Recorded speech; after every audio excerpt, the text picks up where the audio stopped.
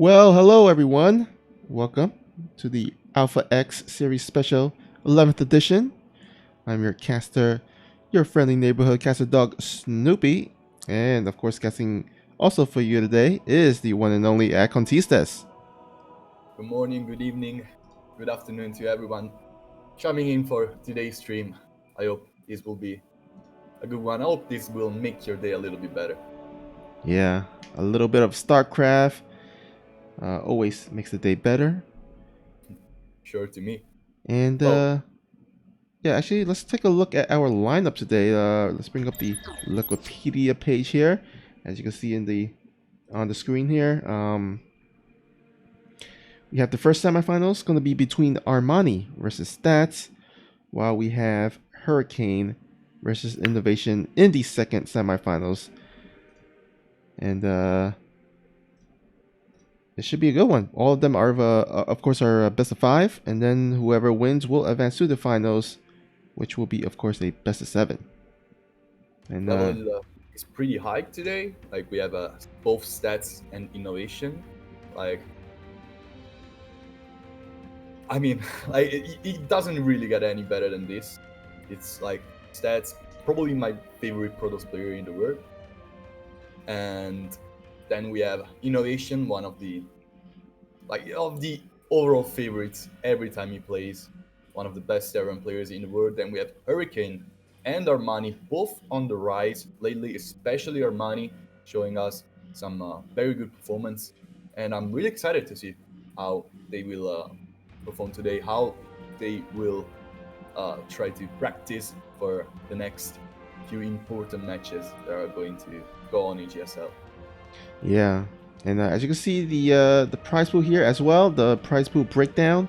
We just at a glance, it looks like either the prize pool went up or there was a different uh, deviation of it from last time. But anyhow, the fourth and third place will go home with $25. Second place will double that, go home with $50, and then first place triples that and goes home with $150. Now, this is the base prize, of course, so if you guys want to add in some additional funds to the prize pool, oops, sorry, got the wrong screen there. If you want to contribute additional funds to the prize pool, just go to the Matcherino page. We do have a Matcherino link down below in the video player. Actually, as I go there, let me go ahead and see if I can pin or put into the chat and pin it here. Just a moment. Let's go ahead and pin that. All right, cool. So as you can see, we have the Matcherino link as well as the code AXCOM167. That adds in 50 cents for free to the prize pool. And then if you want to, of course, contribute additional funds to the prize pool, you can do the sponsor quest. It's like on the right side of the page, and that of course helps out our sponsors as well as the players. So make sure to go ahead and do that before we get into this first semifinals match. Yeah, it really just takes like 50 seconds of your time, like nothing more, not even a minute, less than a minute, and it really makes a difference. If every one of us will do that, trust me, it really makes it, and the players will be great. Yeah, for sure. All right. If you guys are wondering, the players are doing the map vetoes. Looks like we are about done, and we should get into the lobby pretty soon and get this started. But in the meantime, do feel free to follow us on this Trovo channel. We bring a lot of exclusive, high-level StarCraft content here onto this channel. So make sure to drop us a follow, get notified whenever we go live. We recently reached level 2, and I would love for us to reach level 3 on Trovo here. And in order to do that, we need to get some additional follows. So just drop all the follows, guys. Help support Alpha X, and of course get a nice viewing experience of StarCraft 2 games. All right, looks like countdown has begun, and we will be starting our first map on Submarine LE. I find it extremely interesting. This was the choice of stats as the first set, and wow, like choosing Submarine for the first game against Armani. Well, like this is gonna be great. Already feeling good about this. Oh yeah. All right, let's get this started. Why don't you go ahead and introduce All our right. first player? Sure will do, because in the bottom right hand corner, spawning as the blue Protoss, it is Stats, playing for Afrika Freaks. And spawning at the top left corner of the map, also playing for Afrika Freaks, is the red Zerg. He is Armani. Yeah, we were talking about this before we got into this first set, and like Armani and Stats are teammates, so these will make it even more interesting. Like whenever two players from the same team play against each other, there's so much metagaming going on. So many times they probably have practice. They know each other perfectly. They know each other's weakness and strength. So it makes it a little bit more exciting as well. Yeah, I mean, I feel like on paper, Stats will probably be the one that is favored, but when it comes to teammate versus teammate, that kind of the X factor can definitely kind of add in because they assume presumably they practice against one another. They should know some of their builds, some of their strategies, and which means that they probably know better than other players kind of the counter to it. So we'll see if Armani can pull off the I guess some mind games, or his Stats on the other side pull off some mind games of his own. Yeah, and I was also talking about like Stats choosing Submarine first in the series, and that links perfectly to what you were saying, because Submarine, like if you choose Submarine, you probably have something in mind. You probably want to go for something aggressive. You went for a hatch block. This is probably going to be a Twilight Council, and this is Stats. Like this is probably the second most Stargate-ish player in StarCraft, as far as Protoss go. Like they call him the Shield of Iron for some reason. Okay, he goes for a robot here, but still a player like Stats choosing to play a very short map proactively as the first set against Armani, which is a very aggressive player. On the other hand, it really turns everything upside down, doesn't it? Yeah, for sure. And with short maps like this, it kind of pulls out some of the kind of the more aggressive builds from the Protoss usually. And as we can see, we do see the first Robo being thrown down here for Stats. And I wonder if it's going to be that kind of that parting old school mass sentry immortal kind of push or not. We shall see pretty soon. The first immortal goes down. If he does starts warping in a lot of sentries, that may be a good indicator, but we shall see in the next minute or so. Well, there is a sentry incoming, but of course this one it's pretty much mandatory for scouting and to kill the overload with hallucination. Meanwhile, Armani has made quite a lot of links to keep everything scouted, to get a little bit of damage, just being Stats in space a little while. Visit that, of course, survives. Good move here by Stats. But yeah, Stats is dropping down 2 more gateways. He's making a warp prison. Stuff is getting already pretty interesting here. And I was already thinking like, okay, this could be just a defensive immortal. He's playing against Armani, so he's expecting a roach heavy attack. But no, he just drops 5 more gateways. And yeah, this is gonna be great. Let's see what he does. Oh, Armani's Overlord does scout this and sees everything. Armani's going to have to produce every amount of Lara with units instead of drones in order to hold this. Roach Warren is halfway done. It's probably not going to finish in time before this attack commences, as this attack is really quick. It's not even before 5 minutes. And, oh, actually kills an Overlord. Gets supply block there. Yeah, the first few roaches are gonna be very late, and he needs to use more larva to get more overloads. This is already pretty great for stats, and I'm suspecting here, was Armani expecting some adept blade timing, because he doesn't look very prepared. Like, these Zerglings are not gonna do much right here with these force builds being a thing. Of course, the queens are starting to fall left and right. Here comes the Zerglings, no more force builds. This was a little bit of a misstep from stats, but there is way enough zealots to deal with it. The Immortal is very low, the Warp Prism is in danger, but the queens cannot get any closer to that. 6 torches incoming, 6 already out, but the Immortals are starting to rock some damage on top of it. More Stalkers, more gateway units are gonna be worked in, and no more queens for our money. This is already devastating damage. Drones are pulled into the fight, roaches are falling down left and right, and this Warp Prism still survives. GG gets called, and Armani will drop the first map 1-0 in favor of stats. Yeah, that's a really quick, solid win there for stats. Going for that little timing attack. And that was kind of bringing it old school. You don't usually see that as much as before, as kind of in the Heart of the Swarm days, but boy, does it still work.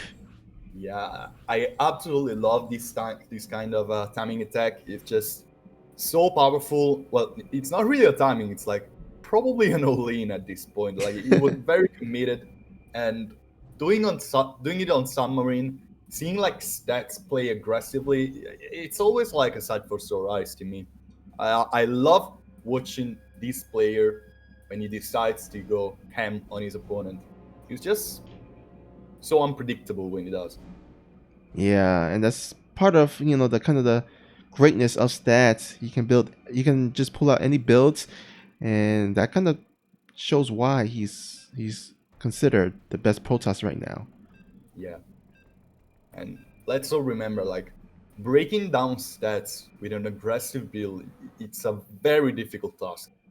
And bringing him to late game, it's another very, like, it is one of those players who has very few weaknesses. So it just makes everything harder. All right, here we go. Game number 2 on Death Aura. We're in the bottom right hand corner, where the player who's leading the series is wearing the blue trunks. He's the Protoss, playing for a freak of freaks. This is stats. And spawning here at the top left, representing Team Africa Freaks. He's the red Zerg looking to tie up the series. It is Armani.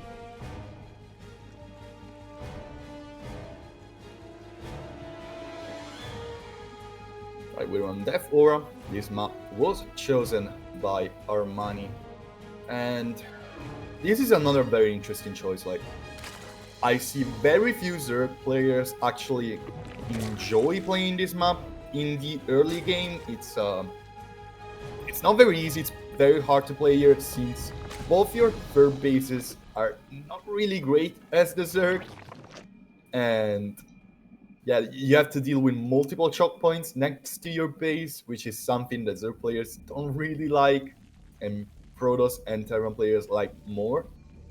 But it does make for an interesting, aggressive map, since there is no ramp to the natural. Well, there is one, but it's pretty far away. So, if in the first game I was predicting Stats to be the aggressive player, I highly doubt Stats will play aggressively here. I actually predict the target from him, while Armani, oh boy, I think he has something in mind. Why do you say that? I just have this feeling like,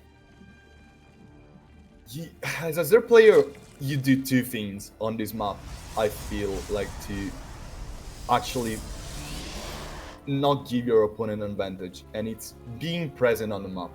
And the way I find it most effective, it's probably go for a Spire play, which is a little bit exposed in the early game. So Stats could actually go for something aggressive.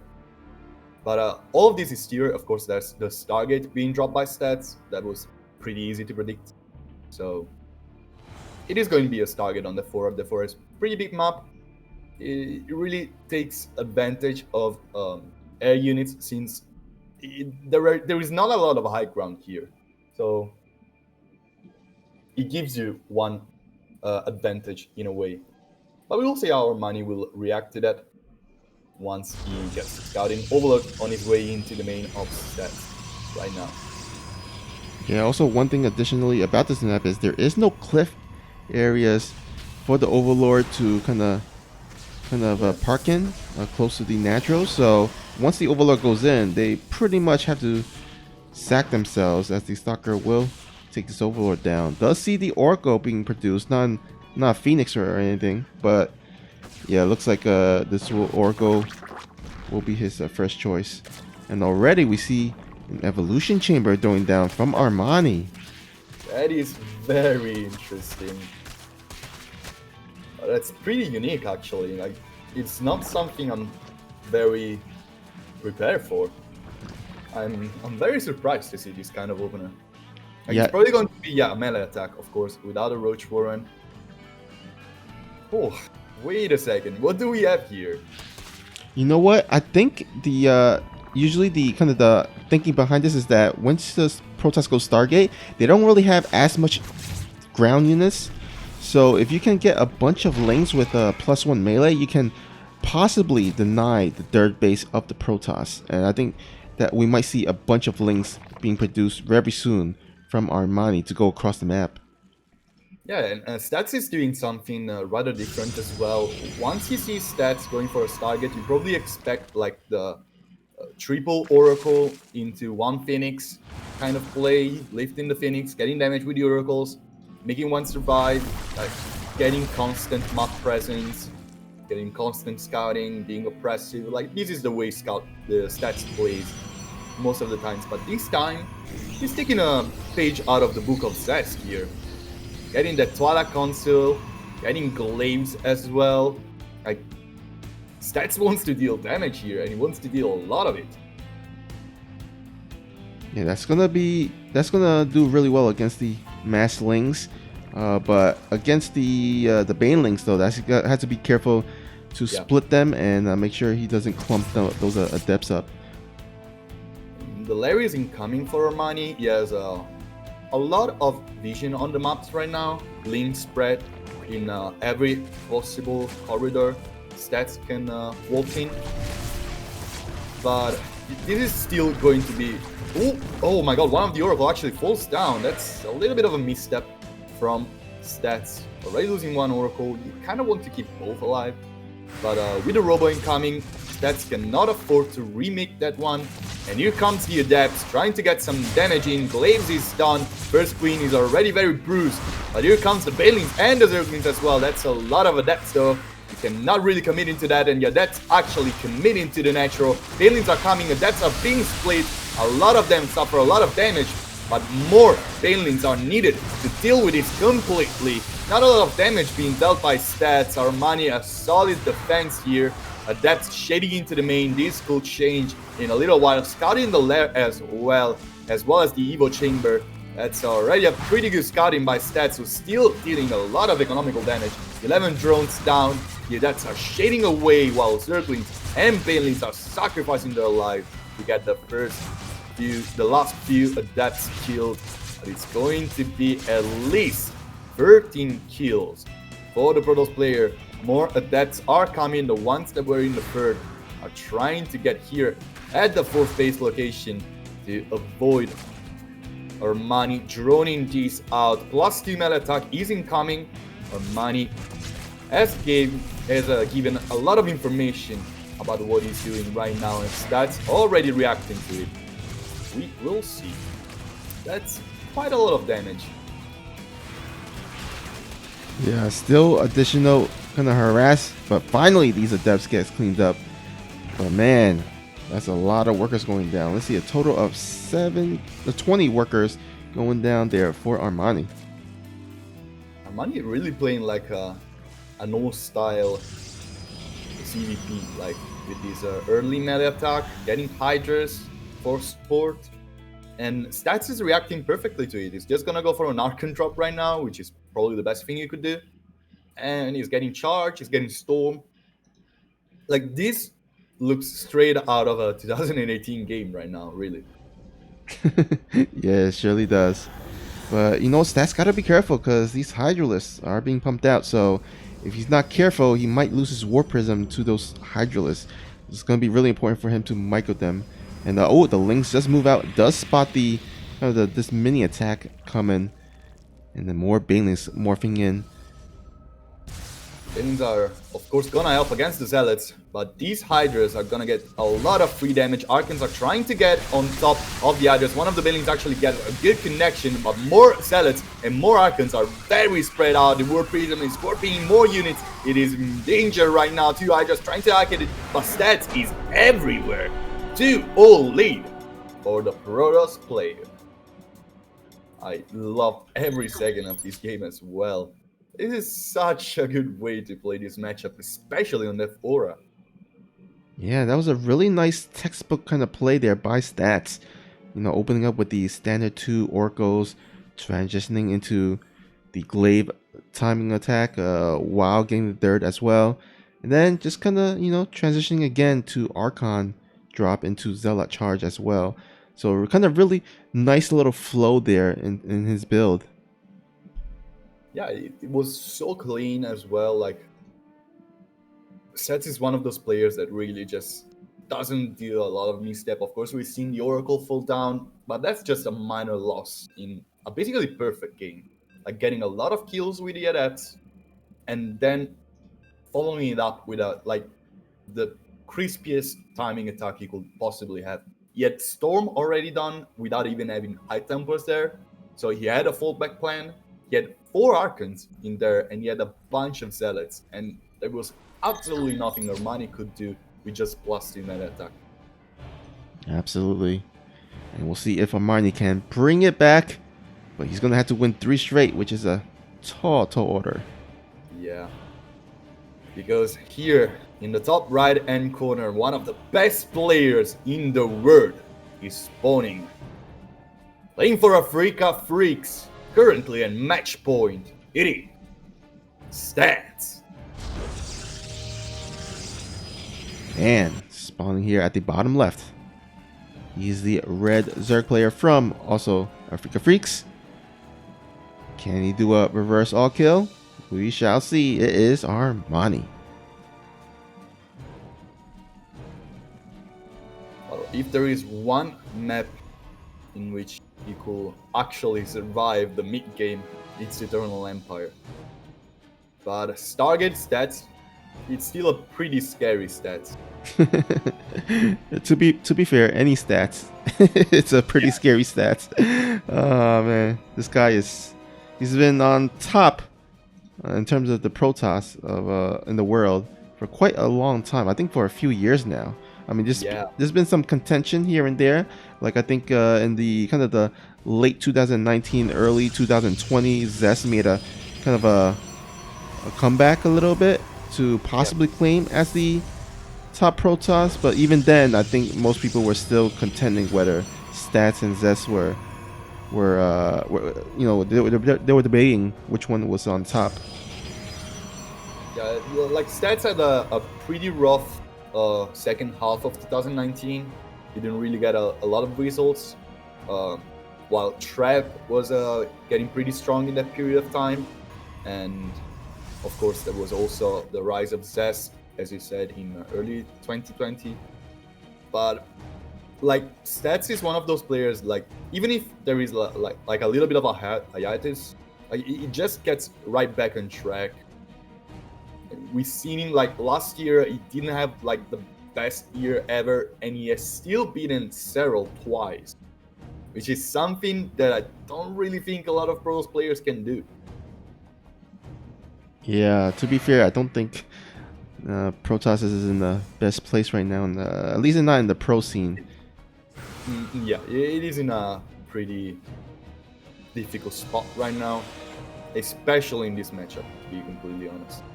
I don't really see too many problems in PvT. but I do see a lot of problems in PDC. I think this matchup is not really that balanced, to be honest. I think the kind of the meta right now is Protoss want to make sure that they win either in the early or mid game, and they want to prevent any type of late game. And Zerg, on the other hand, they just want to push it to the late game. And the difficulty of this is that probably Zerg still has a lot of tools to actually get an aggressive mid game. The reason why, oh gosh, Armani. Well. Okay, we'll talk about this later, because right now Armani is sending like a lot of drones and a lot of Zerglings out, and he just wants to deal with stats fast and cleanly. Oh boy. Oh boy. I mean, these drones are not here to explore the world. They're here to actually kill the Protoss. What are they? Yeah, they're just trying to clump up, so they go for a mineral walk and get this around. Here comes the mineral walk and a clean block with the pylon from stats. This is already a big, yeah, like that was already doomed for Armani. It was kind of a desperate all-in, and stats had the clean answer. He didn't really miss a step, and it was a pretty one-sided series. But then again, it's hard to expect stats not being on top of the series, like right now in his current form. Yeah. Sushi in the chat saying this was the Ragnarok build, but it was a bit late. So yeah, I think it felt like a bit late. Because I remember Ragnarok did this in the on the submarine LE, and was able to pull off the win. But that was a bit like that was executed a lot earlier. I feel like this one was just a tad bit late. I mean, gotta kind of give a smile because you don't see a lot of Zergs pulling off that build every now and then. But you know what? He yodeled it, and just unfortunately was not able to execute it. Yeah, it's also like the reason why I said it was a little bit of a desperate attempt is that honestly, like doing that kind of build on Eternal Empire, it's a little bit of an overstep. I don't really feel like it is the kind of map you are supposed to play like that. But Armani wasn't probably feeling it to go in a straight macro game against stats, which makes sense. So he tried to play his card, which was the surprise factor, and it really didn't pay off. But who knows? Maybe in the future it will. Well, that was the fastest veto phase I've ever been through. Wow. Always nice to have a nice fast veto. But you know what? We're about to start our next semifinals between Hurricane and Innovation. And before we get into that, let's take a look at kind of our newest sponsor in Carhartt. And in order to learn about what Carhartt is all about, let's take a look at this little clip here with our friend Passer. So we'll be right back, and after that, we'll get started with our next semifinals.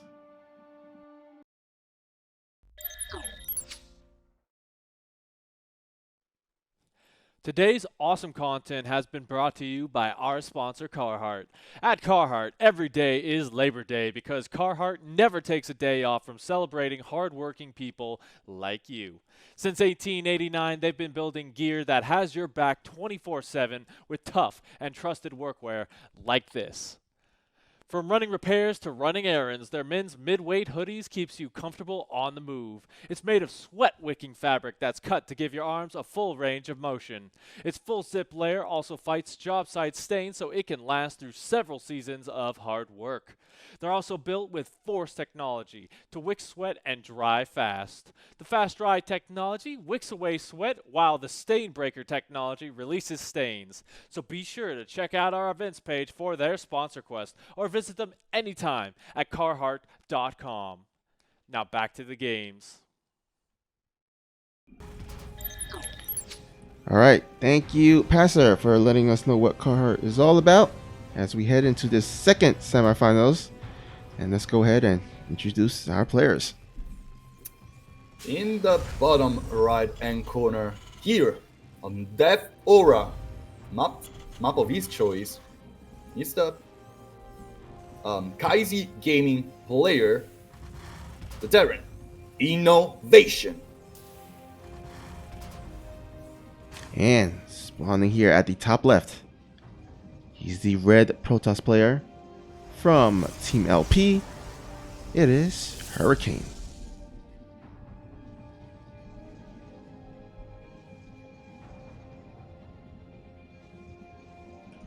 Alright, so I want a prediction here, a score prediction.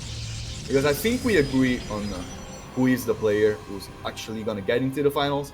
But I'm curious to know, how do you think he will get into it? You know what? I'm gonna follow the last semifinals. I'm gonna predict a 3-0 score for Innovation. Wow, a 3-0? Yep. You know what? I kind of agree, but I do want to go like against the current. I feel like it's gonna be slightly closer. Like I think like Hurricane is gonna get game number 3, and then Innovation will go for a 3-1.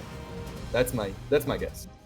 I don't know why I said game number 3. I just feel like Everdream can be a little bit nasty for the Terran player in this matchup. Well, I definitely won't be surprised if he does, lose a game against Hurricane, because Innovation is one of those players, like, he seemed like he should dominate every game, but for some reason he just like loses randomly from time to time. Yeah. And I could definitely see him dropping a game to Hurricane. Hurricane is no pushover, of course. He's not like, Silver League or anything, but so I wouldn't be surprised if he was able to win a game against Innovation. It's one of those players who can get very surprising performances as well. He's not one of those players who like to play very weirdly. Like he kind of plays by the book, but he's pretty clean at doing that. Like he can get some very good series. Like the biggest problem with Hurricane is probably that he's what he does is a little bit too telegraphed, probably. So we will see. But like his performance, like they kind of vary a little bit too much. That's probably the only thing that's preventing him to be a top class player, even more than he's actually right now. Oh man, there's actually only one stalker here to defend. If the Reaper can throw down the grenade, and get by, he does get by. Oh man. Hurricane attacking the plates instead of the Hellion. Of course, this is not going to be devastating damage, but that's a lot of lost mining time. The Reaper will not get away from that. Perfect scouting. He knows exactly what's up. He gets a couple probes. He gets a lot of lost mining time. Like, he delays the 4th base of Hurricane as well. This is not looking good for the Protoss. But I gotta say, considering he only had one stalker, he didn't lose too much. He only lost 2 probes. Did of course lose some mining time, but all in all, I think he's okay. He's getting his one upgrade, his blink upgrade, so that should allow him to deal with any drops that's incoming. Although I don't think Innovation is going for a drop. He's going for 3 racks into. Yeah, this is looking like the standard like 2 tanks timing attack. I just gonna get a little bit of damage, not really gonna get too committed into that. Since I don't see any Marauder, I don't see anything too weird, I just see +1 infantry weapons. I really feel like it's gonna be just that. Okay, this Raven is a very interesting play though. Getting that auto turret, getting 3 probes, and like Hurricane being only 3 workers ahead at this stage of the game. Yeah, I don't really like that. 6 more gateways being added with the 3rd base incoming from the Protoss player. So he's trying to set up his mid game And with this observer right on top of the production of innovation, he will probably have a pretty clean vision of what is about to happen. It's not going to be a tank push, it's going to be a Widowmine push, but it's pretty much the same thing. Like, it serves the same purpose. Well, you know what? Because of this investment in this push, Innovation does not have a dirt base anytime soon. So if he does not do decent amount of damage here, significant damage, then he might fall behind in terms of the economy. So it's going to be really, this attack is going to be really, really important. I also feel like, isn't the timing a little bit uncharacteristic from Innovation? Isn't it like a little bit late? Maybe. I mean, we'll see. But nice force field though will kind of divide and split some of these Marines. But these Marines actually go into the natural instead. Oh, this pylon is powering up a lot of very important structures right now. The units of Hurricane are struggling to find their way into the natural. Finding a Blinking gets a lot of damage, but these Medivacs can just load up and get in the background next to that Raven. With a photon cannon going up here in the natural, it's gonna be a little bit harder to get a lot of damage here, but still, here it comes. Innovation wants to get even more damage, getting some probes, getting some units, getting a pylon, then getting out. So there is the third base almost done for Innovation. There is a lot of army supply for the Terran player as well. He gets away with those two Medivacs here in the top left corner, while he's sending up 2 more full Medivacs. And yeah, I don't know Hurricane. I don't know if Hurricane really has enough to do with this. It doesn't really look like it. Like 3 Immortals, sure, like Immortals are very good in case there are tanks out, but there is no tank with this push. And Innovation is going straight into the main as well. Oh, Hurricane sees that just barely, but I think it's gonna be too late. The main damage is gonna happen in the natural, where 2 other Medivacs are actually loading up. Widowmine's getting a lot of damage. One of the Medivacs actually is very bruised, but here in the natural, Innovation getting so much damage. He's getting away right now. Then again, the amount of lost mining time is outstanding. Innovation fighting right here in the corner of the main, not getting the best fight ever. He still will win it though. This one single Immortal will go down. Oh my god, I can't believe it. Wow. I can't actually believe it. 5 HP on this Immortal. And you know what I really don't like about how Hurricane has played this, even though he has health? Imagine this hold with a shield battery in the main and a shield battery in the natural. Oh yeah, that would have been so much helpful. Definitely. But he's still in a pretty good spot. I wasn't expecting him to get up without broken bones right now. He's still very far behind in workers. He needs to get some damage, but it looks like, oh my god, this Widowmine shot gets so much damage on top of the Zealots. The Zealots are still alive though, and Innovation really needs some more damage on top of that. 7 SCVs are falling down, and Innovation going for a straight up face trade. I don't know about this. War Prism getting units into the main. The War Prism is very bruised as well. It actually suicides on top of a couple Marines. But here comes the rest of the army of Hurricane. Innovation here in the main, getting even more damage, and it's already a crazy first game of this series. Here we see the best of those 2 players. Innovation destroying the base of Hurricane right now from the natural. So many Widow Mines, but Hurricane is a little bit further up with 31 workers already killed. He's gonna even up the worker count, and even though he's losing everything, well, he will not be able to actually get back into this game, he thinks. And yeah, the army supply was probably a little bit too big for Innovation. I wasn't really looking at it at the moment. I was a little bit too excited. But, man, that was way more close than it actually looked like in the last few seconds.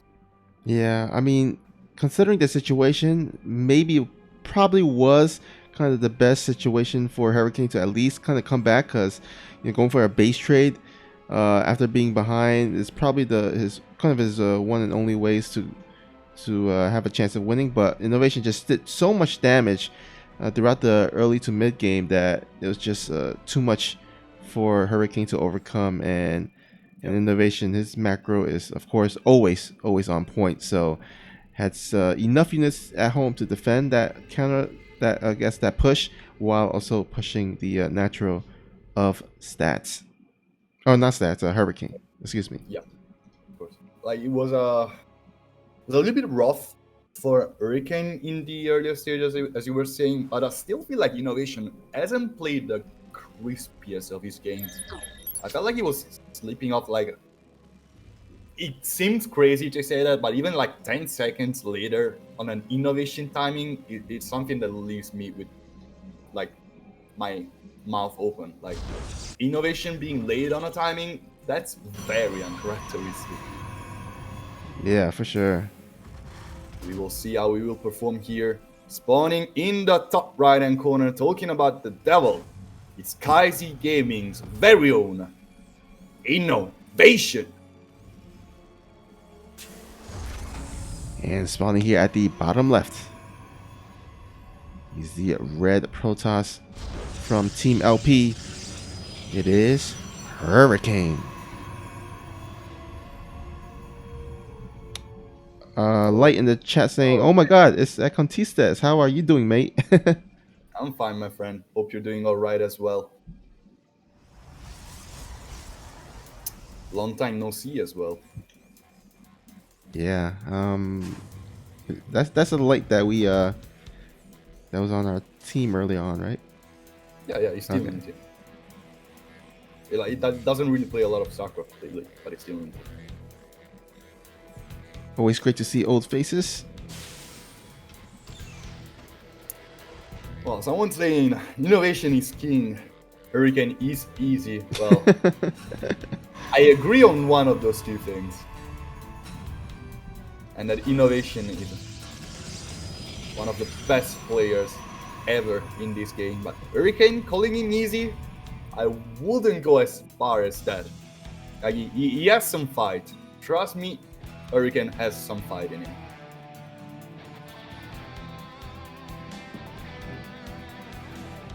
All right. And what before, like I thought averaging was the first map. It's gonna be actually the second one, but I still feel like Protoss has a little bit of an edge here. Like, not too much. It's just an edge that really accomplishes itself once disruptors are a thing. But once they are, it can get very wild. I hope we get to that stage of the game. With the Tala console opener, it's gonna be Blink again, most likely. While Innovation setting up another very standard opener with a bunker in the natural as well.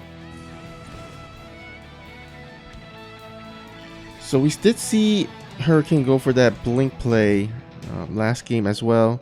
Seems like he's gonna go for a second try at it.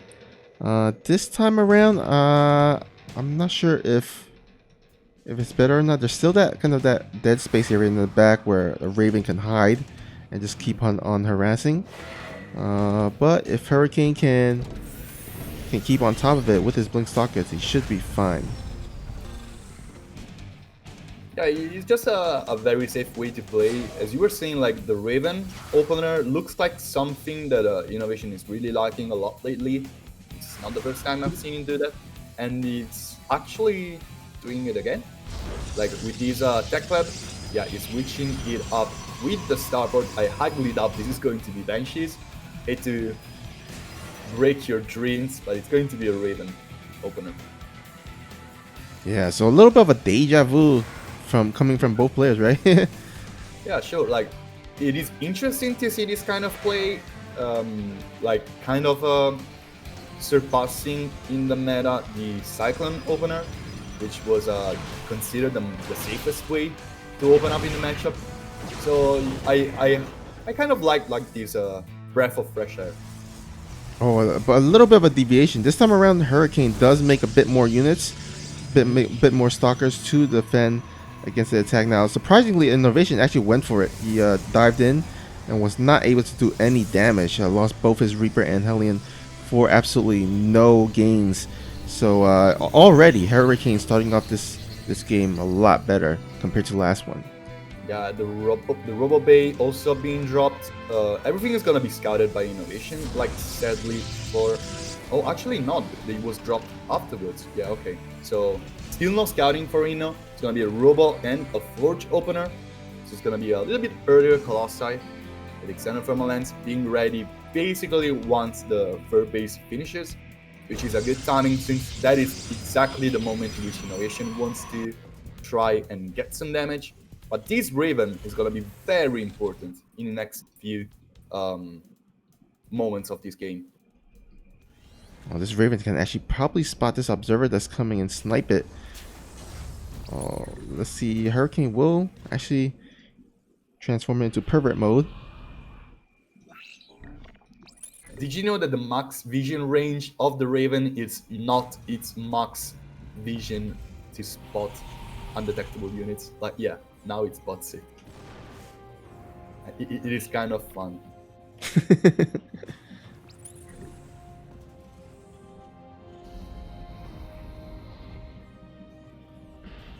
Alright, the Xenothermal Lens on its way as well as +1 ground weapons. Both players playing a really by the book game by now. It's actually made for the Raven instead of the Cyclone, of course. Here comes a bunch of Widow Mines as well. Innovation not doubling down on the tanks. He wants to get those upgrades for his bio as quick as possible, as well as the third. But we are going to see probably an attack from Innovation coming up shortly. Here it comes. Yeah, looks like he's starting to move out here. Almost got full energy on that Raven. Ooh, that was already a very risky move by Innovation. Hurricane saves all of his Stalkers, still getting damage. That's quite lame. It's such a good upgrade in the early game. Getting pot shots, getting vision, getting map control, getting a Widow Mine in this case. And Hurricane will know what's coming to him right now. He has a shield battery in the third base already, like this way more than the first game. And of course, with 2 Colossi out, Xenothermal Lens is almost done. As I was saying, Innovation is probably gonna hit exactly when it is done, which is something that Hurricane will gladly accept once his third Colossus is out as well. And it doesn't really look like Innovation can break this anytime soon, even with the Raven getting some interference matrices on top of the Colossi. Hurricane can just probably back off and wait a little while before fighting again. Like, it's not like the 2 Raven timing attack that just destroys this kind of opener. It's just a 1 Raven timing. And Innovation is actually unsieging and moving down right now. Does he want to go for a Doom Drop? Oh. Well, he knows that he probably can't get any damage done here at the dirt.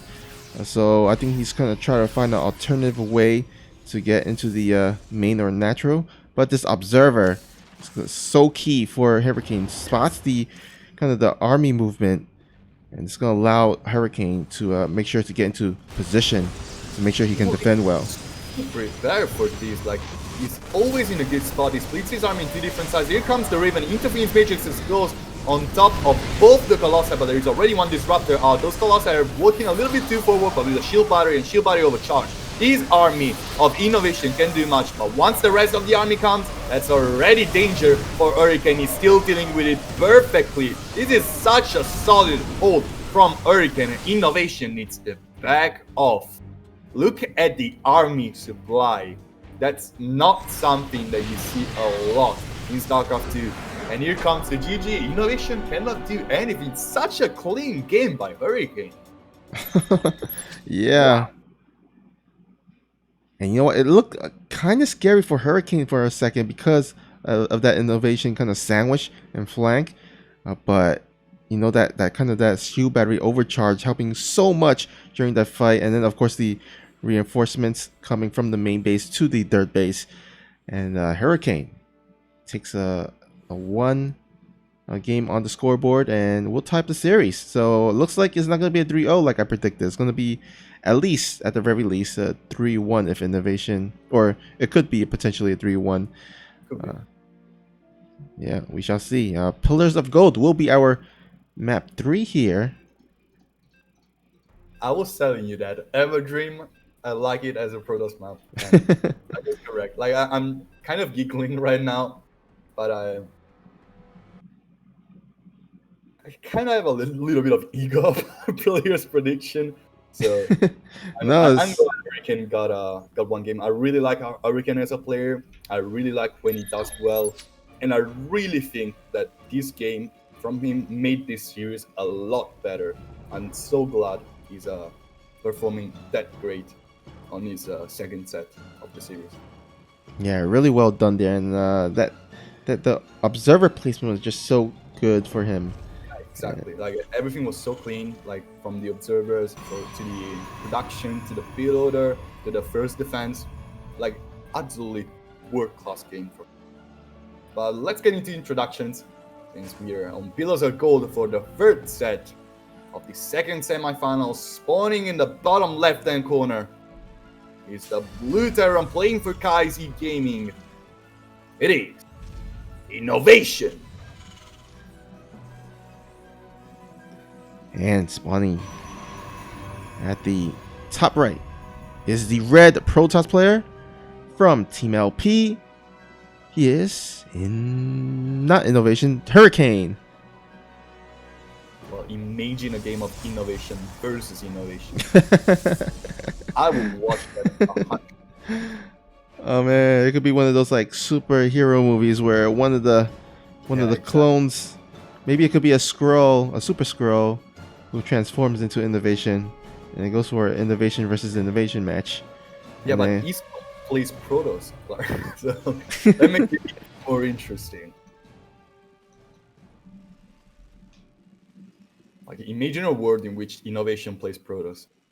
oh yeah, wait, didn't he play? Didn't he play a different race in Brood War or something? I think he played. I think he plays Zerg in Brood War, didn't he? Oh, I don't remember. Yeah, I gotta look it up. Yeah, if anyone knows in the chat what race he played in during Brood War, that would be helpful. Well, I could have sworn he played a different race than Terran. I might be mistaken. He played Terran. Ah, he plays Terran. Okay. All right, never mind. Scratch that. Alright, it is a Stargate opener from Hurricane mixing stuff up.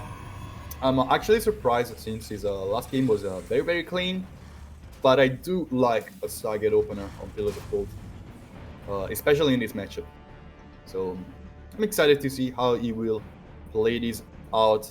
And we've actually seen, like, I'm very glad to say this, we actually seen one of our very own players show up an old new style, let's call it like that, the Phoenix Colossi build in PvT. And I'm talking of course about Sound, getting great success, getting first out of his group in GSL. So congratulations to Sound for his accomplishment and for showing Protoss players there's another way to deal with Terran. But it's going to be an Oracle first, but I'm still hoping Hurricane will get the 4 Phoenixes out and show us a little bit of a Phoenix Colossi play. Yeah, hope so. But we shall see. After that first Oracle, we should have a good indication if it's going to be a Phoenix player or not, or if it's Void Ray. Whoa. Hold up, Hurricane. Is this a defensive Hurricane? Yeah, defensive Void Ray? I don't know. I mean, the Void Ray change has definitely been really new, so I think Protoss are still figuring out what they can, the kind of variation of builds that they can go for. So this is going to be definitely really interesting to see. Oh my god. Yes, please. Give me more Hurricane. I want more Void Rays. Oh, Oracle does go down to that really nicely hidden Widow Mine. Alright, Hurricane with the free Adapts play. He's looking to find some SCVs to one-shot. Of course, he won't complete the shade in the middle of all those Marines. That would have been suicide. There's a Twilight Council coming from Hurricane, more gateways, and not a single third base inside. Oh, wait. This might be the... I think I saw this on either GSL or or DreamHack. It's great timing. Yeah, it was like a 3 Void Ray and Massive Depth timing. Yeah, yeah. I remember that game too. Yeah, I forgot which it was by who. I think it was Zest or something. Yeah, I think so. I don't remember who it was, but it was majestic. Yeah, it was definitely beautiful to watch.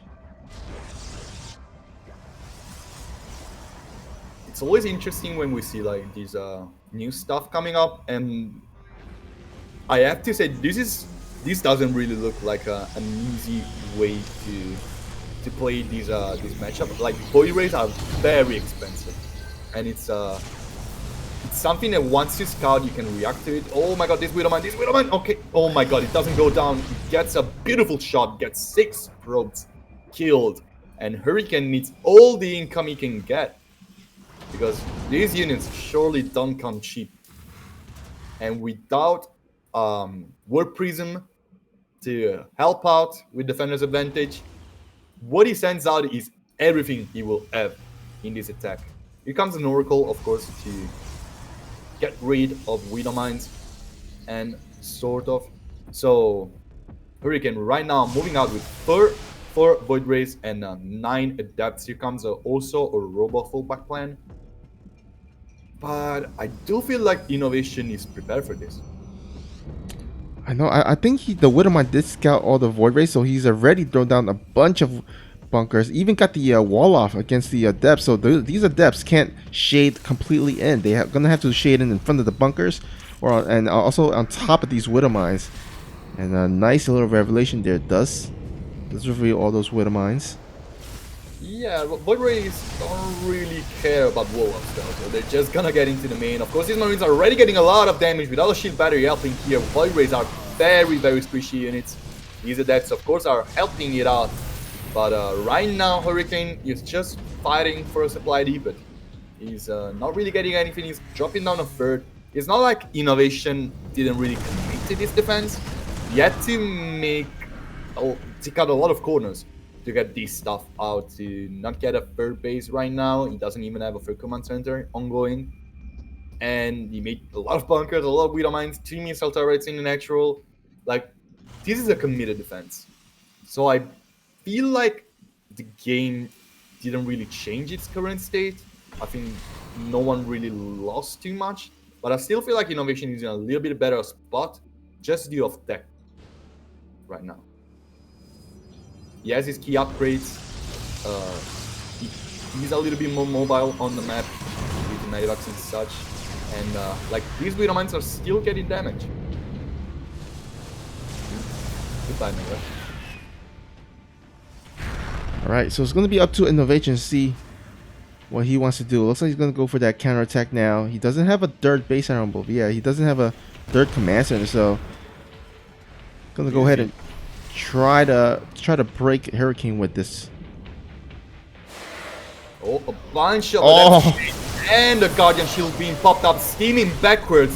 Hurricane is still committing with the shades, but these Widow Mines, look at the shots. 40 supply of Hurricane goes down in the blink of an eye, and there is no coming back. Widow Mine do it again. GG gets all. Innovation. That's game number 3. Oh my goodness. I thought it could have been a way better for Hurricane if he had split his Adepts. If he can split his Adepts, he can null the Widowmine hits. And I think it would have been a lot better engagement for him, especially with the Void Ray charge up. That was not beautiful to watch. I have to be honest. That shading on top of a Widowmine, that was a little bit of a culling of that there. So Hurricane doing a very punishing misstep, but a misstep nonetheless. And now Innovation and Match Point will play it out on Eternal Empire. And boy, give me a mech game here. I want to see a mech game on Eternal Empire. Oh man, that would be pretty sick. Yeah, don't see mech play against Protoss a lot of times these days, but on Eternal Empire, it is doable. Like, yeah, definitely. If there was ever a map. Yeah, exactly. Like this is something TY said once. If there is one map you can play mech on against Protoss, it's Eternal Empire. And then he proceeded to play mech on Eternal Empire every single game against Protoss. We will see if this blue Terran in the bottom left-hand corner will listen to his friend and colleague, or he will not. He's at match point on Eternal Empire, as I was saying it is. Innovation! And spawning here at the top right is the red Protoss, looking to tie up the series and push it to a 5th and deciding game. Can he do it? He's from Team LP. It is Hurricane.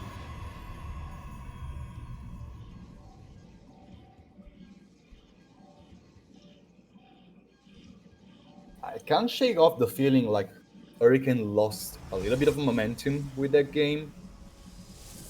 Like, he was feeling good after game number 2, but game number 3, like, he tried to mix stuff up a little bit too much, trying something a little bit new, and it didn't really pay off. Innovation had the perfect answer, and then this second engagement was like a little bit of a disaster for Hurricane, as we've seen those shades complete on top of the Widow Mines.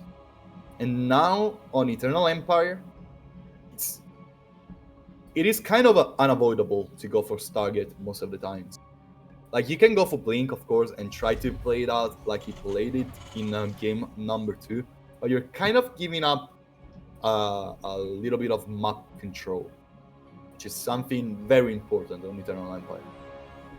Yeah, I mean, making sure you get those watchtowers, you get vision of the sides as well.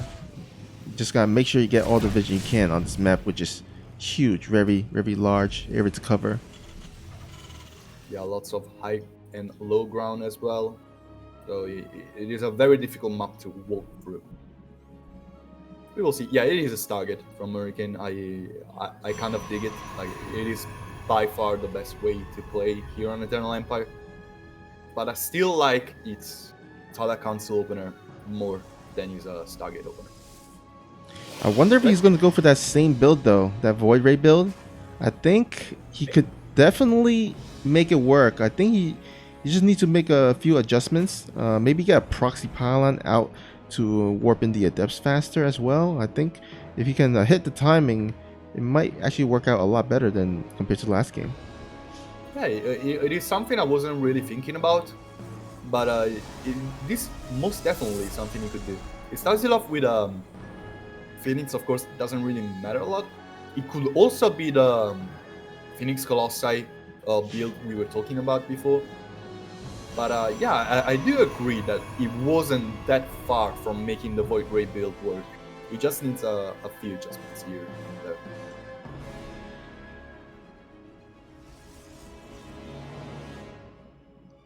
Alright, so for going for that same Reaper Hellion opening, has been actually quite common these days. There's actually no wall up here, so if he decides to go in, he can probably get some probe kills, but with these 3 adepts and also a Phoenix out, it's going to be a bit dangerous. Hurricane super prepared for the Reaper to come in. Of course, yeah, that's... Come on. I wasn't this a full wall for the Reaper. You Protoss guys have it like so rough. With these wall-offs and stuff, like, you guys have it so rough. Oh yeah, I mean, you try to wall off as best as you can, but there's always a little space area, unfortunately. That doesn't happen when I put like 2 fuck queens in between your chambers. I don't do anything else, and I have a wall. Okay, well, so it is a Robo follow-up after the Phoenix Stargate opener. I really do like it. Of course, lifting Marines is not the most optimal choice, but Hurricane getting damage, avoiding the Cyclone, and it was still a Raven opener. Yeah, it was still a Raven opener from Innovation. This Raven is not going to do much, really. The Cyclone, of course, gets lifted, but it will survive. Gonna cancel the lock-on, and yeah, that Cyclone is not gonna get much aside from what it has already gotten, which is shoot these Phoenixes away. But here comes the Robo. 4 Phoenixes, Robo. I love it. This is sounds build. Yeah, this kind of feels, kind of old schoolish, but it's actually been kind of making its way back into the meta. And I think that the idea is that the Phoenix will counter or at least slow down the Viking hits on the Colossus, while the Colossus snipes away and lasers the Marines. So if controlled well, it could Yep. definitely be really really strong. And like big relying on if control well because like this is an insanely hard army to control. Like, it is very hard to control Phoenixes and Colossi armies. So like Hurricane trying to step up his game here, which is something I 100% agree with because game number 2 was looking insanely solid, and I see no reason why he shouldn't be able to get a good performance on a little bit of a harder way to play the matchup. Yeah. Now, usually when facing against the the Phoenix Colossus build, there's usually there's some tanks included in the army. But this time around, there's actually not going to be any tanks. So this going to be theoretically should be easier for Hurricane to hold off. But he's got to be careful not to lose those Phoenix to the Widow Mines and the Marines, and that Raven also might get some interference matrix on this Colossus here. Okay, first Colossus is out. Extended thermal lens still a long way from being done. Innovation very clean with his timing is right at Hurricane's doorstep way before Hurricane was actually expecting him. But they're still gonna have a shield battery. 2 photon cannons is still pretty good as far as defenses go. And second Colossus is gonna be out in just a second as well as the Cloud Console. First upgrade drum weapons as well. Hurricane doesn't look like he's in danger right now. I don't feel like he's in real danger. Of course, this second Oh, a little bit of a pause here from Hurricane. Unfortunately, can't read Korean, so I'm not sure what he's saying. But hopefully, it's not too bad. But as the game progresses, I feel like I'm just looking at the kind of the stance of both players, and looks like Hurricane has some really nice defensive posture here. He's got some cannons at the dirt, right? He's got a Colossus, those Phoenix as well, and then at the natural, he's covered as well. He's got the Colossus with the Stalker Ball, got the cannon, adding some additional cannons and shield batteries. So I don't see how Innovation can break this. Yeah, I really like that he's already setting up like the blind side with the 2 medivacs here at the watchtower. Like he's ready to hit once the ISA main army clashes with the main army of Hurricane, and that is where the most of the damage can be taken. But as you were saying, like Hurricane, as his army split, is in a perfect shape to deal with it. Yeah. Thanks. Hello, KR, in the chat for the translation. He said the translation says he said delivery arrived. So I guess some type of delivery arrived, whether it's food or shipment, and looks like they're both ready to go. All right. Game resumed. All right, we're back into it. Innovation backing off here from the third base of Hurricane. Looks like a solid choice. Yeah, he wasn't gonna get anything done there. So best choice just to fall back. He's got his dirt base, so start saturating that, getting his upgrades as well. So looks like we're heading into the mid game here.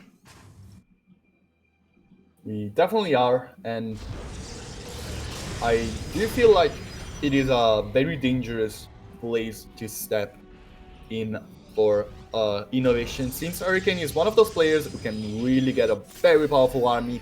He has a very strong army control once it gets to the later stages. But the same can really be said for Hurricane. Like, it's for Innovation, sorry. It is like one of those matchups in which both players have a really good understanding of how mid to late game fights should go, and it can really lead to some interesting scenarios. Of course, like there's this image in my eyes of all of the adepts of Hurricane shading on top of one Widowmine. even the best make some mistakes. Oh my God! No. Damn, when the Widow Mine taking 3 Phoenix down, that is as efficient as you can get. Yeah, that's devastating damage, to be honest, for Hurricane. Right now, these Vikings will get clean kills on top of the Colossi. This is way worse for Hurricane than it actually looks like. Oh my Interference goodness. Matrix goes perfectly on top of that one Disruptor. Second Disruptor is coming perfect force field, blocking out so much of the army of Innovation. But the Vikings are there to deal the damage. So many soldiers out. One more Disruption Nova will get a bunch of Bio. But Innovation has got the damage, he's got the Nexus, and he backs off. What a clutch interference matrix there. I thought it was going to be horrible for Innovation, but oof, that was so close. It was looking insanely bad for Innovation. That would have been like an instant tap out. It would have lost like 25 supply of Bio in one shot. Yeah. That Interference Matrix was so clutch. And you know what is crazy to me? He didn't even lose the Raven. Oh yeah, that's going to be really important because that follow-up engagement later in the game, he's going to be able to not only use the Raven, but Raven with a lot of energy. Look at that, almost full energy right there. Yeah, and that's going to be very important. But yeah, with Shockwave EMP on the way, Innovation has a solid follow-up for this as well. I feel like once EMP is done, it really gets so much harder for the Protoss player to actually do stuff. He's doubling it up with the Disruptors, which I like. But these two main armies cannot really clash without disaster happening. Okay, Disruption Nova with a second one. He's coming. My God, so much damage. The Raven was way too busy with that anti-armor missile. And boom, 10 supply of Bio goes down to the Disruptors. Clean engagement. Yeah, I wonder if that was that might have been a mistake. Whether he was looking to go for the interference matrix instead, because he actually moved forward with his whole army, but I'm not sure. It is, yeah. I didn't think about it. It is a possibility. But you know what, Hurricane, he's gonna start adding that DT shrine. And we know how deadly they can be once you get those DT blink as well. That could be really cause a ruckus. But here we go, another skirmish here. Decent. Disruption Nova gets so much damage done, but of course these Shockwave EMPs crazy good to get so much shields out of the army of Hurricane. This is an army that cannot fight. Like if Hurricane takes this fight, his army just melts right now. Yeah, so orange. They're covered with cheddar. Like 2 anti-armor missile. Like I've seen at least 3 EMPs connecting with almost the whole of the army. That was crazy good. I don't know how this sentry is almost full energy, but as you see, everything else is just very low on energy, and shields are just being recovered right now.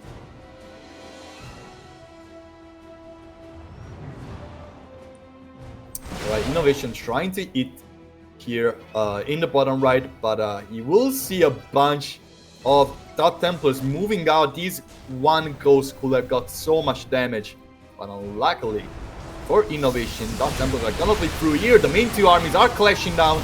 So many Colossi are taking so much damage here. The Destruction Novas are coming. Perfect splits from Innovation and Hurricane taking an awful fight in an awful spot. Innovation capitalizing on top of everything, and he's getting so much damage done, losing so little, and this is devastating. Hurricane, one slip off once again. It's gonna cost him the game probably. Innovation relentlessly steaming forward on top of this third base, on top of the ramp. The Dark Templars are coming back to fight with the main army, but here comes the scan. These DTs are doing their best to deal with everything, but the ghosts are still up. The bulk of the army is still up, and GG needs to be called. Innovation takes the series 3-1, and he's gonna be our second finalist. All right, you called it. 3-1 score for Innovation. And you know what? Hurricane was trying to get those Blink DTs up and running, but Innovation did not give him the time or day. And well played there by Innovation. Yeah, most definitely. It was a very, very clean series from Innovation.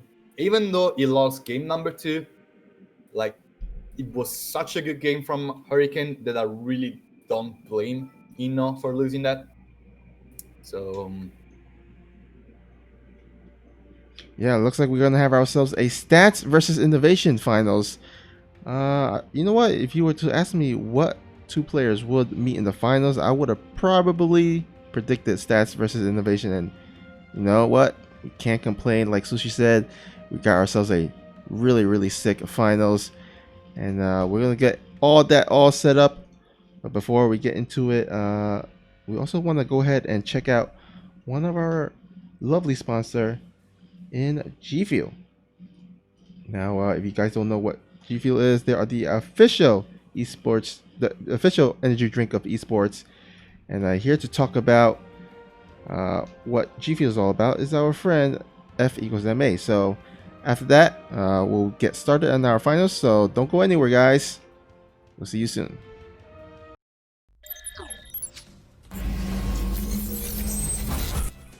You know G Fuel is the official drink of esports, and right now they're inviting you to take a trip down memory flavor lane with their new G Fuel bubblegum flavor.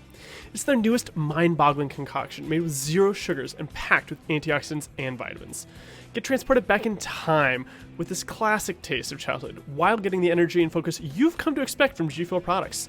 Check out their sponsor quests on the event page for more information on how to get your hands on G Fuel's nostalgic take on a time-tested favorite. G Fuel. Now let's get back to some StarCraft. All right, thank you F equals MA, and also thank you G Fuel for supporting the esports community. All right, we're getting ourselves the map vetoes.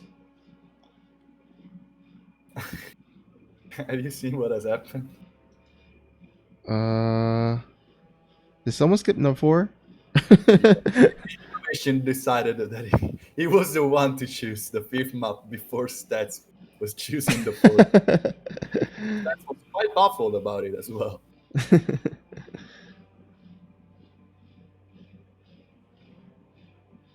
All right, guys. Just a reminder, we do have a Matcherino event page for this event. If you guys see in the pinned message area, there is the Matcherino link, as well as the coupon code, which you can use to contribute 50 cents for free. It's the code is AXCOM167. So head on over to the Matcherino. If you have a Matcherino, just sign in with whatever account you have, whether it's Blizzard or Twitch or Google account, and yeah, just add in 50 cents for free to the player. All the players gets it. And also, if you want to add additional funds to the prize pool, there are the sponsor quests onto the kind of the right side area.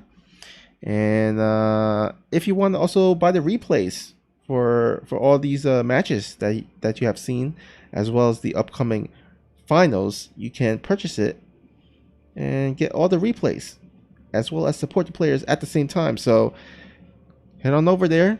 And also, if you want to also support Alpha X, give us a follow on this Trovo channel. We bring a lot of events here. We got of course, the Alpha X series special, which comes to you in every week at Tuesday, 4 p.m. KST for all the Korean viewers. That is 9 a.m. CEST for all the European viewers, as well as 3 a.m. EDT for all our North American viewers. But also we have our newly Trovo Weekly event that's coming to you. I believe it's either every week on Wednesday or Thursday. I'm not sure. I think it's every Thursday. Yeah, and that is of course another weekly event here on our Trovo account, our Trovo channel. So make sure to give us a follow, drop us a follow, and follow all the Alpha X content. Gone through the pick and beta phase of these finals. So we have our lineup already. It's gonna be Submarine for the first map. Then we're gonna have Eternal Empire, Isenchrome, Everdream, Death Aura, Pillars of Gold, and Golden Wool. So you know what? Like, it is a weird way. Like, we're gonna have like the shortest map from the get-go, and then we're gonna have Eternal Empire, Isenchrome, and Everdream, one after the other. So I find it interesting because like the first game is gonna be setting up for like something so different from the rest of the series that I really want to see how they are gonna perform on there. It's gonna be the map of choice of innovation as well this time. Who knows? Yeah, and this of course is going to be a different matchup as well. TVP here. It's not going to be the PV the PVs. Like, Yeah, it's not going to like- be the PVZ of the first semifinals or the PV. Well, I guess it'll be the same PVT here on the second semifinals, but this is stats instead of Hurricane, so it's going to be a little bit different.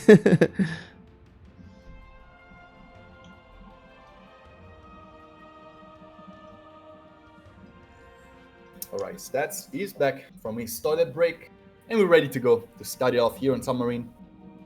So, I mean, I have to say this is one of the hardest finals I've ever had to predict on the series special. Like, this is so hard. Yeah. Like the first semifinals, you know, we predicted pretty easily that it's going to be stats. Second one, innovation, pretty easily. You know, I said 3-1 innovation. I mean, that you said 3-1 innovation. I said 3-0 innovation. In the end, he won 3-1. But this finals, I gotta agree with you. It's a hard one to predict. I'm gonna give it to innovation though. I think this is gonna be a 4-2 victory right now. All right, since you're going with innovation, I'm gonna go with stats then. Let's go with the opposite choice here, and I'm gonna say 3-2 stats. Oh no, wait, no, it's gonna be a best of 7. So either 4-2 or 4-3 for stats. I would say. It's gonna be very close either way. So yeah, like every prediction looks good here. Like it could even be like a 4-0 victory for one of them, but all games are gonna be very close. Like this is something that can happen. Like when two players are so good and so close together in skill levels, like basically everything. Yeah. But let's get into introductions. We're in the top left hand corner where the blue Terran player is spawning, playing for Kaizi Gaming. It is innovation. And spawning here at the bottom left, or bottom right rather. He is the red Protoss from the team of Afrika Freaks. He is Stats.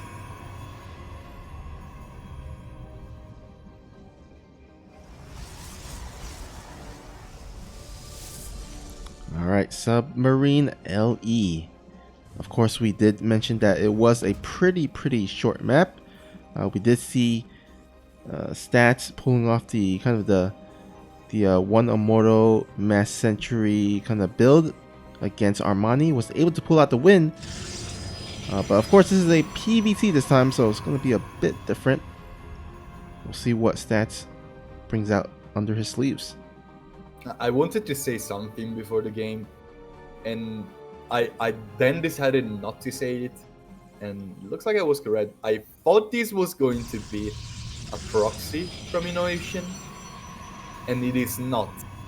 But I also have to take a look at what Stats is doing, and if it isn't the most 5-head thing I've ever seen in my life, I don't know what it is. That is actually hiding its natural nexus. Oh my in god. the bird. Because Submarine is so short that it doesn't really make that much of a difference. Oh man. Oh my goodness. This is like the mind game. Look at this. Innovation is like frantically just trying to scout everywhere, see where this proxy where this proxy is, but it's like there is no proxy. It's a fake, or I guess a misplaced natural, and he does finally seize it. I'm baffled. I mean, innovation probably is more right now. I'm surprised there is no like interrogation mark in the chat, but yeah, like I'm super mega baffled right now. Stats adding up a robot here at his natural. How do I call it? I guess a second base. Yeah, that's far more correct. Yeah. And you know what? He also places his Twilight Council in that area, which luckily did not get scouted. So You know what? Innovation is still looking for a proxy. yeah, Innovation is still way too scared about this. This is nothing like off the charts from stats. Like he's gonna have a blink and he's gonna make an observer. Like he's just chilling there. Man, what? Innovation is still looking for a proxy. Like right now he's finally gonna see he has basically nothing to be scared about. But he will see that after scouting the whole map and after not dropping like the third command center early, like of course he's gonna have the Widowmine drop. He's still gonna have everything on time. And wait, he didn't scout it. yeah. The Reaper went into the cliff area, so he still does not scout it fully, but he does the scout. Widowmine is gonna come. Yeah. Okay, I think he will finally scout it. Add-on Yeah, he does. complete. All right. But is it too late? The blink is almost done. All the gateways are done. They're moving across the map. Widowmine goes in, drop into the main. I don't think Stats is paying attention. Oh, he's going to lose a lot of probes here. Goodbye, economy. 7 probes down. Stats still has a 4 gateways down. He still has a bunch of Stalkers ready to blink into the main of Innovation. So he's gonna bite back for sure. But is it enough? This bunker is in real danger right now. It will go down shortly. Marines trying to fight out the main army of Stats with this one Warp Prism and Blink at the same time. Everything is gonna go down very fast for Innovation, but these Marines are still dealing so much damage. The tanks are down, but so are the Stalkers right now. The Warp Prism is in danger and it will go down as well. Innovation dealing very, very important damage. That's how it's gonna be a 1-0 lead for the Terran player. Oh, man. That looked very promising, actually, from in the start. I think his mistake was actually blinking in to snipe off the tanks. I think he should have actually blinked out and saved all those Stalkers, because he killed a lot of he killed the bunker, he killed a lot of Marines. Just blink out and then kind of attack or poke into the natural. I think he would have fared a bit better, but he went for it. He went for the patience aggressive blink in. And unfortunately for him, while he did take out the tanks, all the Marines were shooting and killing off all the Stalkers. So, well defended there by Innovation. I think he probably overestimated his numbers. Like he had a lot of Stalkers, he could kill stuff pretty fast, but he had to play it slower. As you were saying, that blink was a little bit too aggressive. It was kind of a misstep, blinking on top of so many Marines with the Warp Prism so far away. Yeah, it's not something a player like Stats should do. He has more weapons in his arsenal, and that was a little bit way too I don't even know how to call it, too gambly of a play. Yeah, it's sometimes hard to decide. You have a even less than a second to decide, right, whether you want to blink out or blink in. And he chose to blink in, and that was unfortunately the wrong call. But you know what? That was only just the first game. We have ourselves a best of 7 series, so plenty of opportunities for Stats to come back in this series.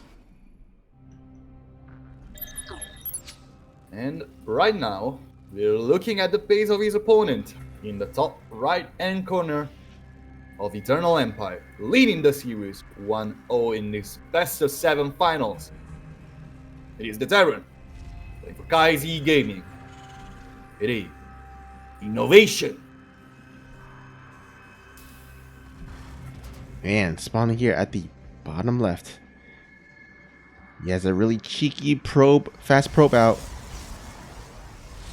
He's gonna do something with it. He is stats. It's just gonna be annoying. I don't think he has anything in mind. Okay, maybe you gotta hide behind the mineral lines and do a proxy, but I guess it's just a fast scout. Just wanna check if It's either innovation. like you want to move out a little bit quicker, so you try to block the natural for a little while longer. Like, of course, these little interaction with the SCVs and the barracks is always gonna happen. And stats, like I'm gonna give him this prize. He's the most annoying scouting probe player in the world. His little probe can be so annoying. Like, look at that. Look at that. Look at this probe.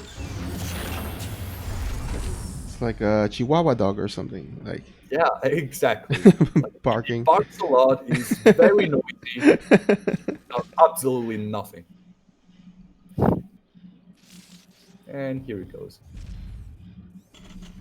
You know what? Speaking of dog, do you have any dogs or? My father has a dog.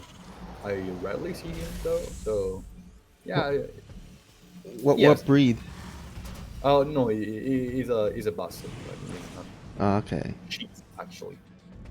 So no actual breed. It looks a little like a black golden retriever, Oh, okay. but yeah, it's not a pure breed. She's very cute. If it was up to you, if you were to get a dog, what breed would you get? German Shepherd. Ah, nice.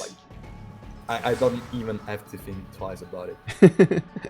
Is there a reason, or you just like it, like them? I just like every time I had to interact with a German Shepherd since I was a child, I just had like this. I don't know how to call it. Like I just get along with them. Yeah. I feel like they're very gentle and they're still very. They have so much authority as well. Like it's one of those dogs that more like having you as their undisputed owner. I feel like it's more like a matter of respect, and I kind of like it. Like, I do respect this kind of dog. Right? Yeah, they generally makes good pets, so I can see why.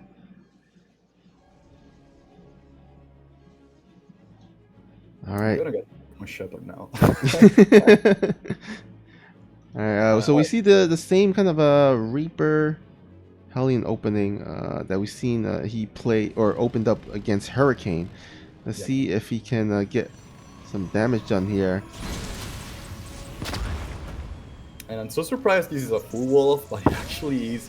Innovation will get into the main with the Reaper. We'll actually see the Blink upgrade, but yeah, then again, he's probably expecting it anyway, so not real big deal right now. This is the Robo as well, and the Robo Bay. So perfect scouting by Innovation. I have to say this. Also gets one probe on the way out. That was some clean scouting. Ooh, that observer just barely passes by the medevac, so Stats does not have any idea of this, but his spidey senses are tingling. He knows that the Widow Mine drops usually happen around this time. We'll park his stalkers around and let's see if Innovation can get some probes. Oh! Okay, yeah, it is gonna be the usual 2 probes. One of the window mines actually goes down, and I kind of shake the feeling that like this is like once Innovation got so much scouting, the main point of the Widow Mine drop is not really to deal damage. Of course, it can deal a lot of damage, but it's also like to get some good scouting information. And once you get so much good scouting, like diving that further with the Widow Mine with the Stalkers waiting for you, like it's not the best move you can do, really. But then again, it really doesn't matter too much. Like losing while winning mine, it's okay. Alright, so Colossus on the way for stats. Thermal Lance as well. So he's gonna go ahead and go into that kind of the Blink Stalker Colossus kind of army composition here. Which is tends to be, I guess, kind of I don't know, kind of a bit squishy if not buffered with something like Charge Lot. But if he can hold on and get some Colossus down, and then transition to some Disruptors, then maybe he can just stick with the Colossus Stalker composition. But usually you need something else to kind of tank up the damage, as Colossus are kind of squishy, not the hardest, and then also Colossus, if they get sniped down by the Marauders, then they go down really fast. So yeah, and EMP is a vector as well. Like once Shockwave becomes a thing in this matchup, like there are very little ways for the Protoss players to find a good fight, and that makes Disruptors even more important. yeah, and also I'm assuming that Raven will probably interference matrix the Colossus too, so adding in the Disruptors will help protect the Colossus and also provide a secondary kind of splash damage for the Protoss. That's dropping down the Templar Archives right now. He's getting all the most important pieces of tech. Like this move out is a very interesting one as well. I don't really feel like he's gonna get too much, but he's trying to buy some time for itself, mostly. He's trying to pin Innovation for a little while. He knows there's not gonna be any Vikings out, so his Colosseum are not in real danger. He knows Uncassia Shells is probably not done yet, and he knows that as long as he stays away from that Raven, he can get control of the Watchtower. And he does that pretty clean as well. Like both players really trying to get to their most comfortable stage in the game and then just roll with it really right now.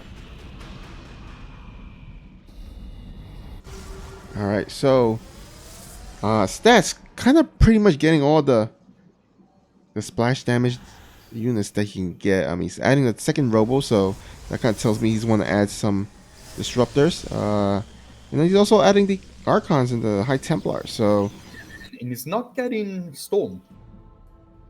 Don't you find it interesting? I think he wants to save some of the gas for those double Robo. If he's kind of stretching himself thin if he wants to add in Storm as well. So I think sticking with just Archons instead for now, until he can actually get a fourth base and get those additional gas running to start producing those that Blink and High Templar. Then I think he might transition to that later on. But in the meantime, here on the Innovation side, he's adding his fourth.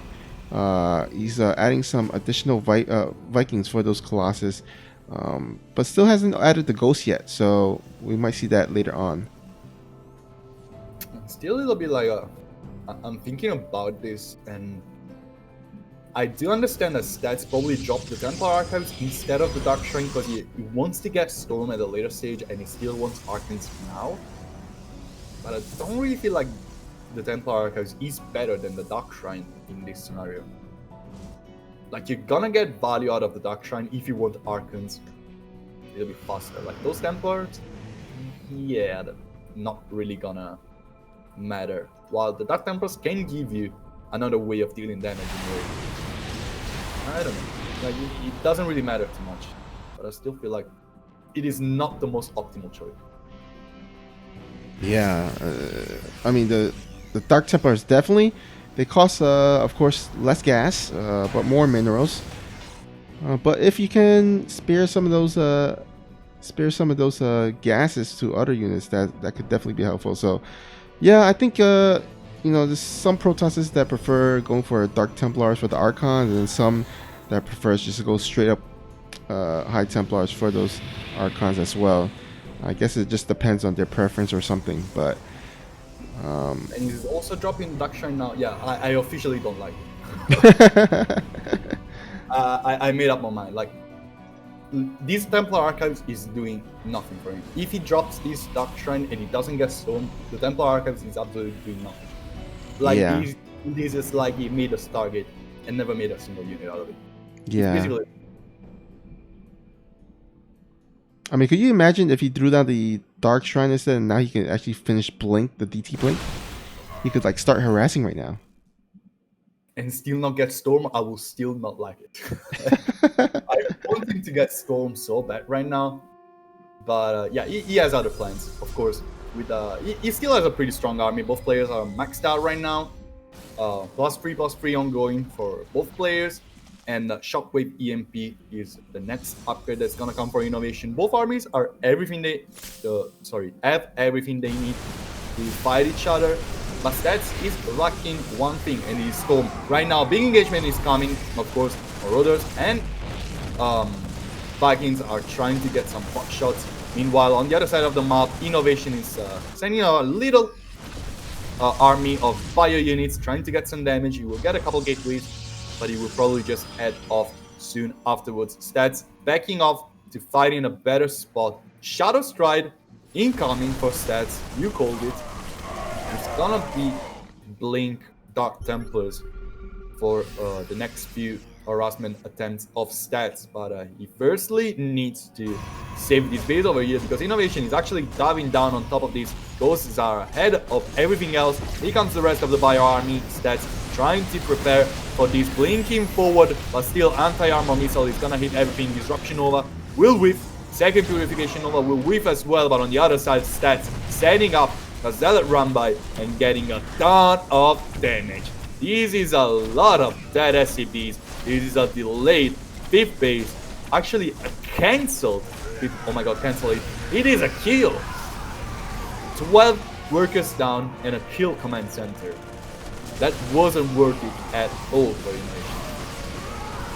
Yeah, and now with the DT Blink almost done, if he could get some bunch of DTs, yep, he's warping in a lot of DTs onto the left side. He can snipe off that planetary and also kill additional mining base. And here we go. Looks like he's gonna Innovation does back out in time. Oh, and here comes the blink forward. Goodbye, Planetary Fortress. And that's another lot of dead SCVs. These Dark Templars can just blink away once they need. Oh, or maybe they will just. Yeah. Shadow Stride has a very long cooldown. I oftentimes forget about it. Here comes the main army clashing each other. Perfect Purification Nova gets so much damage. More Purification Novas are gonna hit. And Innovation just crumbles to Stats attack. Well, I guess he didn't need Storm. Yeah, I guess he didn't. But let's all be honest, that Temple Archives didn't do anything. Yeah, that's true. We all know this. Stats know this. We all did.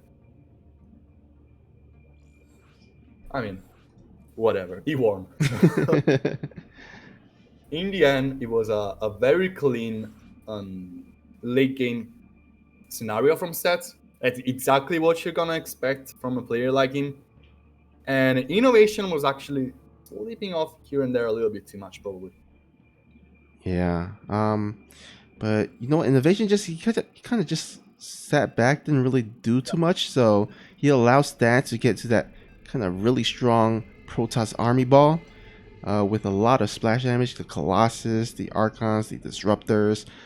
If you just let the Protoss go up and build that big scary ball, army ball, it's hard to fight it head on. So, and also you combine that with the DT Blink play, then that can get really scary for the Terran. So, Innovation just wasn't really too aggressive. Just was playing a bit passive that game. So, unfortunately, does lose, and the series is tied now 1-1.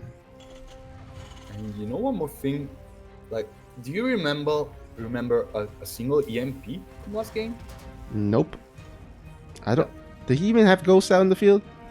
I don't remember seeing a ghost. A couple. But yeah, you need ghosts. At that stage of the game, you need ghosts and you need to hit EMPs. And Innovation simply didn't. Well, talking about him, he's still one of the most powerful players. One of the most scary players in the world as well. It's a Blue Terran player for KZ Gaming. It is Innovation. And spawn here at the bottom left. He's the red Protoss from Team of Freaka Freaks. It is Stats.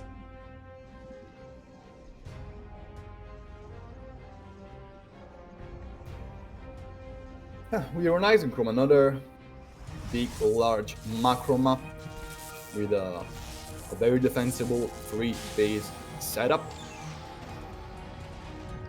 Yeah. So I'm actually probably gonna expect something similar. But what if it's gonna be a Stargate instead? Yeah, definitely possible. Wait, have we seen Stats open with a... Oh wait, the first game... Wait, I think... Yeah, he opened up with a Phoenix, right? No, the first game was the natural in the third. Oh, right. Yeah, he opened up with Blink Stalkers. Alright. Yeah, Yes. Hurricane did the Phoenix open. Yeah, right. Okay, so we must see Stats go for that. Stats, of course, he's one of those Protoss that has so many builds that he can pull out that, you know, it's kind of hard to guess. But oh, he does. Innovation does find the little sneaky probe. Oh well. He was like, "Is the probe sleeping here?" He's just Yeah. chilling. Yeah. Okay. I don't understand that though. Not yet. I swear I will learn some Korean one day. Dollar Council being dropped by Stats. Looks like we're not gonna see a Stargate opener yet.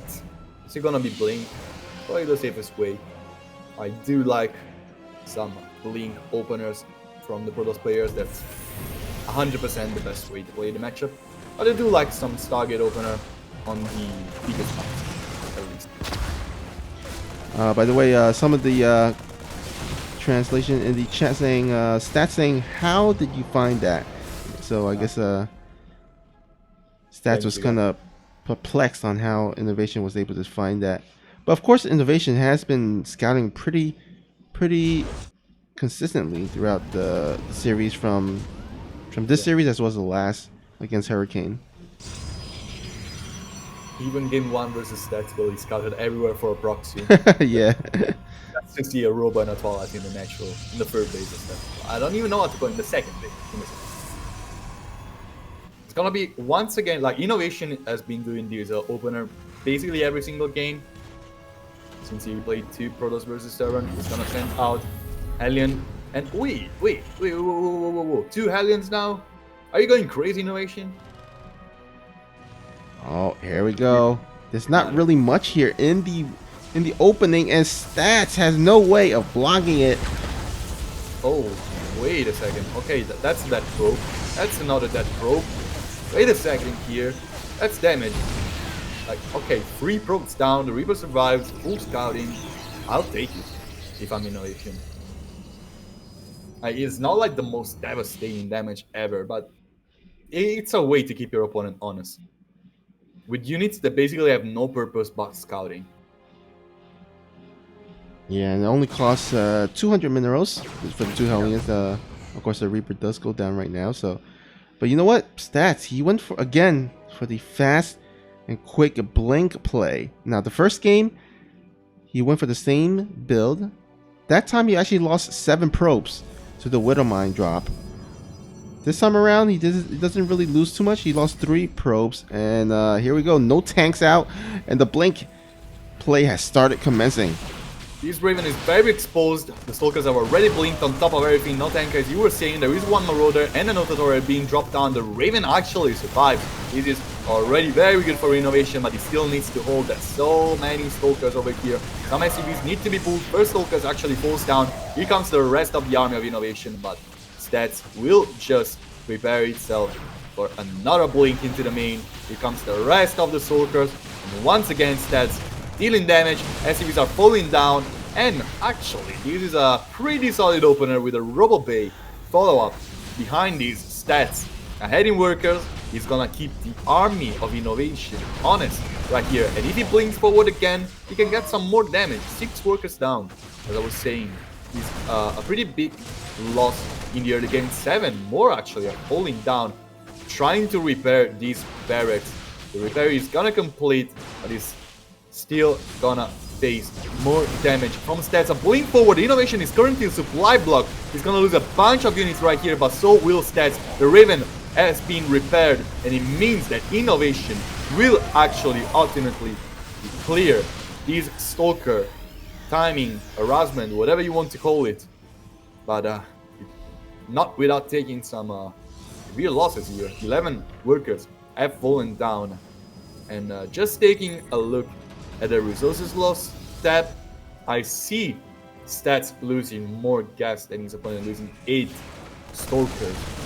But Innovation needs that early army, and stats can just make higher tier units. This bunker is falling down, no salvage allowed for Innovation, and stats still dealing damage around by of Zealots in the main. Well, a warping of Zealots in the main will get even more workers killed, while the Stalkers in the natural stats.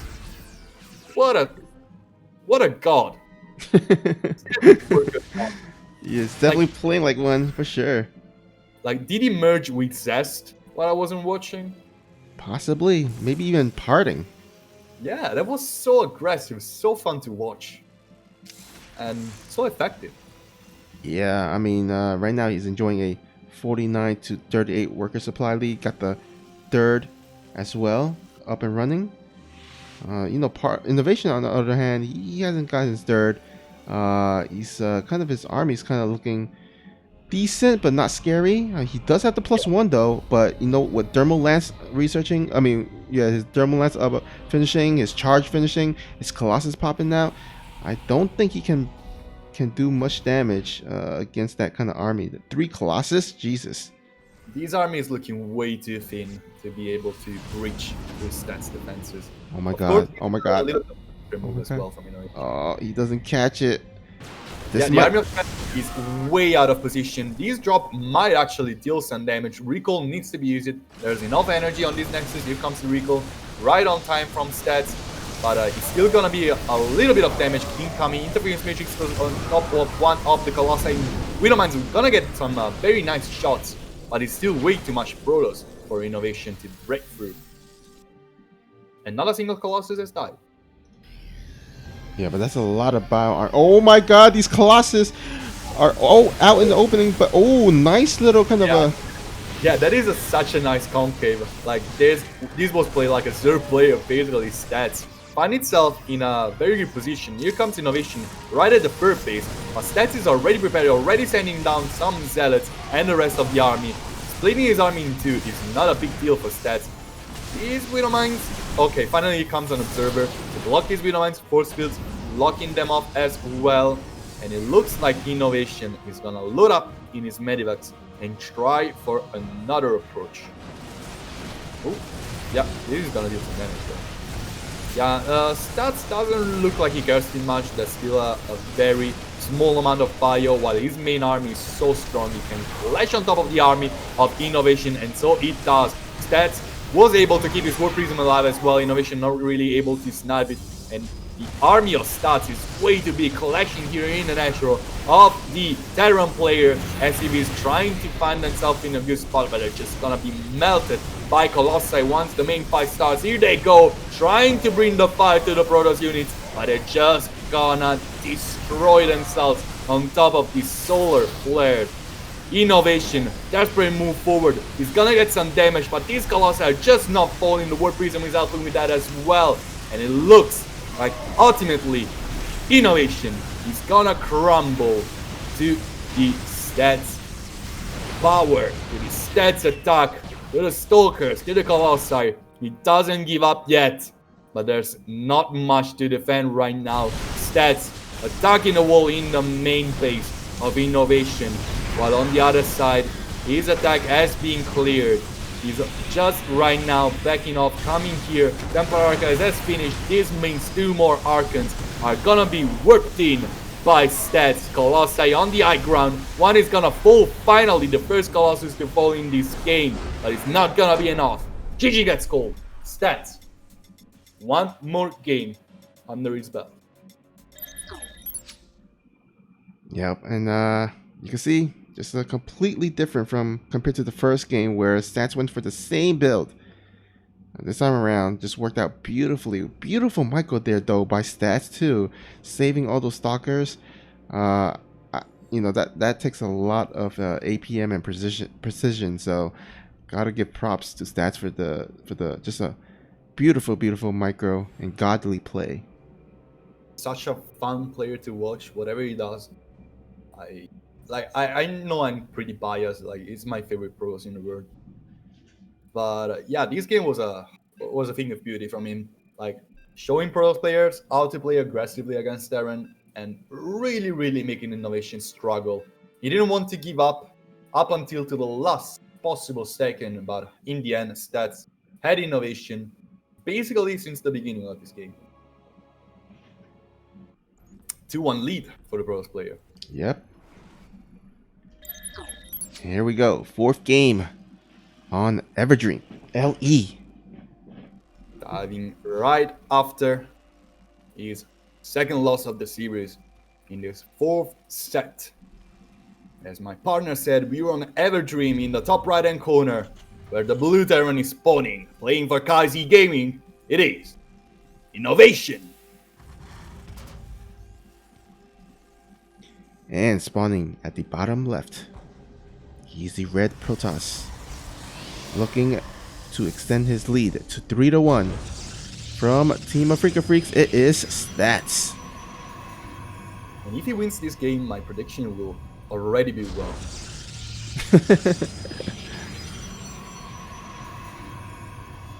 Well, you know what? Even if Stats win, he might still lose, because of course this is a best of 7. First player to win 4 games does clinch the series. But Innovation, he definitely doesn't want to go down 1-3. I think right now he definitely want to go at least 2-2 and make it a best of 3 after that, basically. I have to say, like, momentum is in Stats' favor. He's looking strong. He's looking great. Everything he does works. So, yeah, I feel like he's feeling way better than Innovation right now, and he's playing better than him. Yeah, I mean, even the first game where that was pretty much Innovation's only win right now. Yeah. If Stats, did not blink into these tanks, he might have actually won that game. So it could be actually a 3-0, in the parallel universe right now.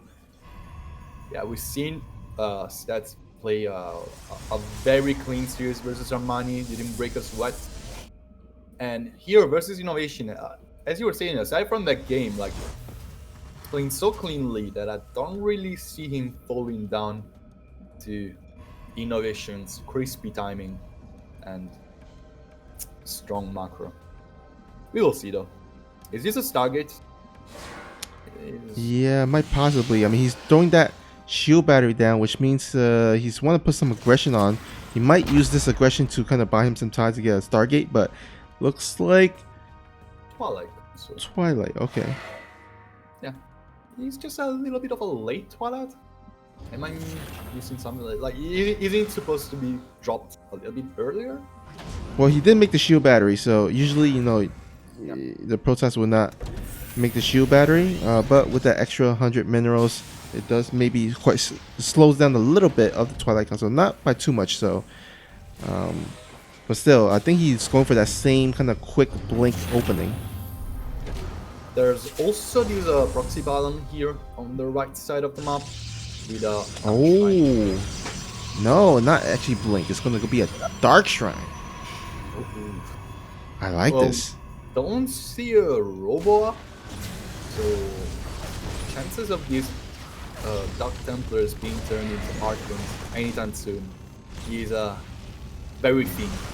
But this is a pre-committed way to get some damage done, and I like it. It's shaking things up.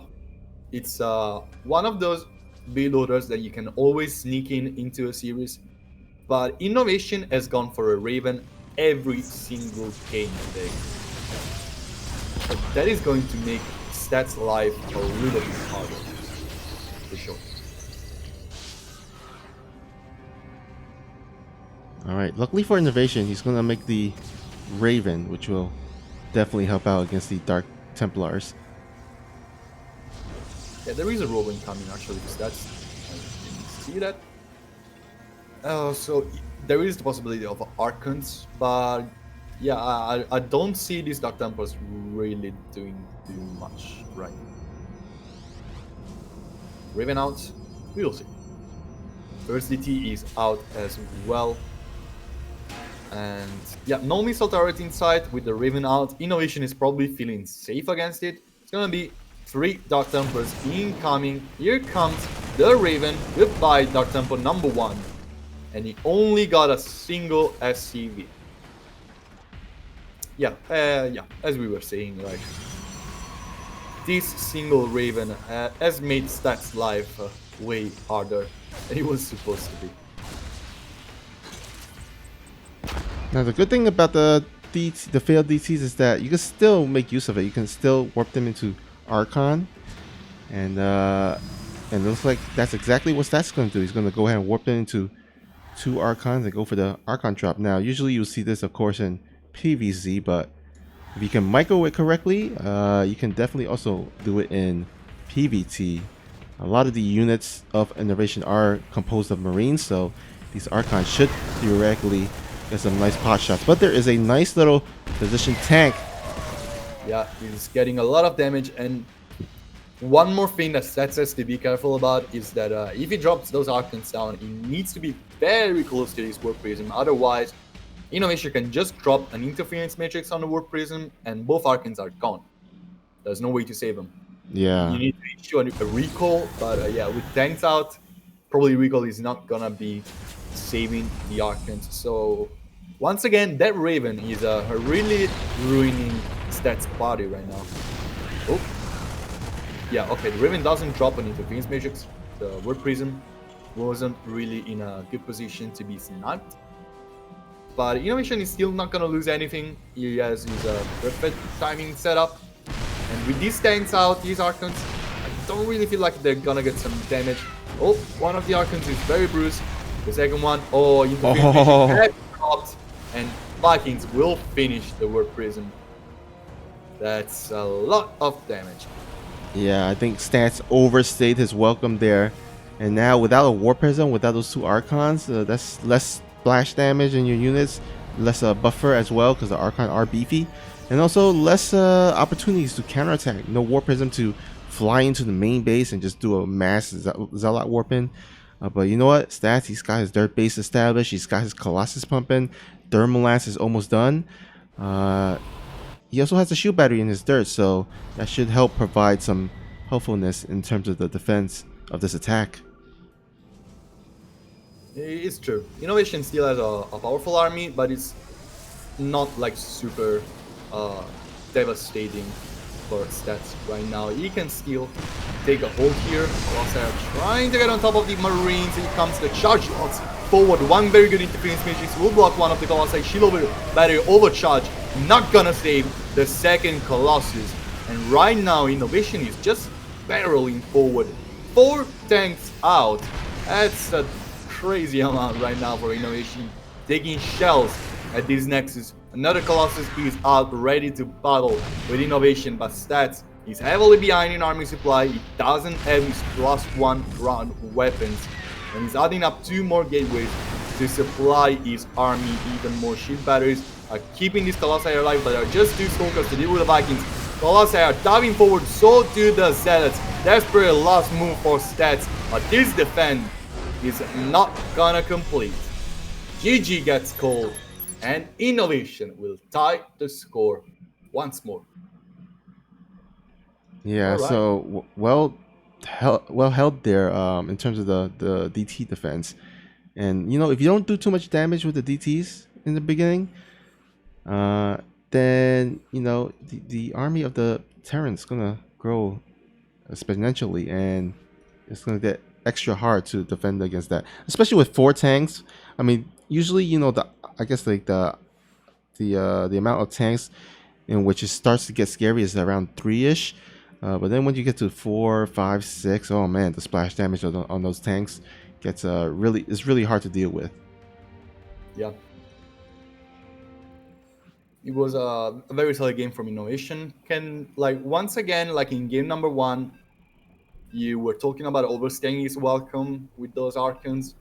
That's a big loss for stats, and I just agree with you a lot. It was once again a little bit of a gamble. Every time stats has been taking a gamble, it didn't really go in his favor. So wanting to play a little bit more by the book. Yeah, I mean, imagine he had those two Archons and that War Prism during that fight. Man, I think he could have probably held there. Yeah. Forcing at least the interference matrices to go on top of the Archons, to the very least. Yeah, because the interference makes the one Colossus, but you had the one other Colossus to do the splash damage as well as the Archons to tank some of those tank shots and also do the splash damage on those Marines. Then, yeah, I think he would have fared a lot better. Now, not to say that he would have definitely held, but it would have been been a close call.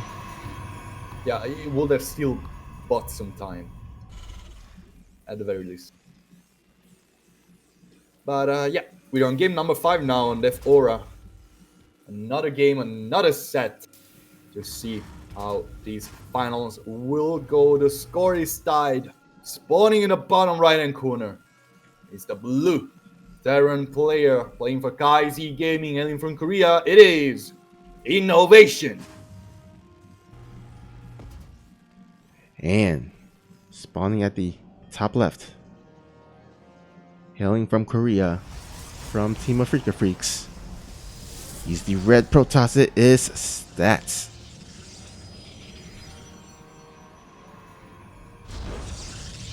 So you know how Innovation, he has like the nickname the Machine, right? Yeah. And then Zest has of course Zest is best. Yeah.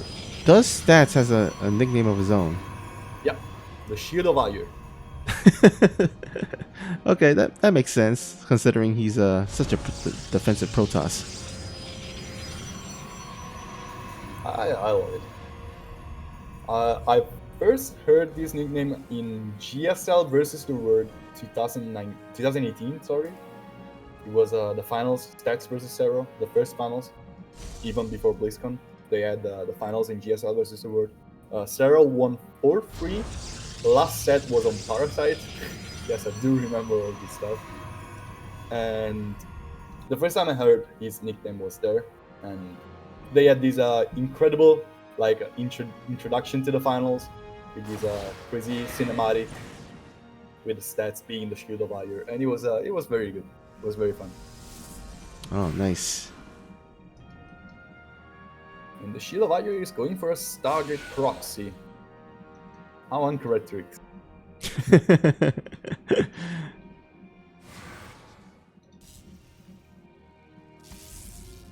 So this probe from Stats once again being so incredibly annoying, trying to delay everything at least a little while this bunker will go down eventually. The Adept is still getting so much value, already getting 2 SCPs down. It's probably gonna not complete the shade, but getting good scouting, getting a little bit of damage, delaying stuff here and there, getting 2 SCPs, setting up the perfect round for the Stargate follow-up with this Oracle incoming. And a Twilight Council ready back home. Stats wants to play the aggressor once more. Yeah, I think the more important thing about that attack, that depth attack, was that he killed the Marine. So that's less anti-air for this Oracle. And this Oracle should theoretically get a lot of SCV damage. Surely starting to do that. 4 SCVs are falling down, and this Oracle is not really taking too much damage to those Marines. Another mule. And 2 fresh mules. Ooh, nice. That's not very great for Innovation. And right now, Stats is also gonna probably just spark this Oracle next to the base of Innovation, waiting for the rest of his army to collapse. Once Blink is done, we're probably gonna witness another timing attack from Stats. Alright, once again, opening with that Raven there. Oh! That is a nicely placed Widowmine there. Sure is. Killing that Oracle. Man, that hurts.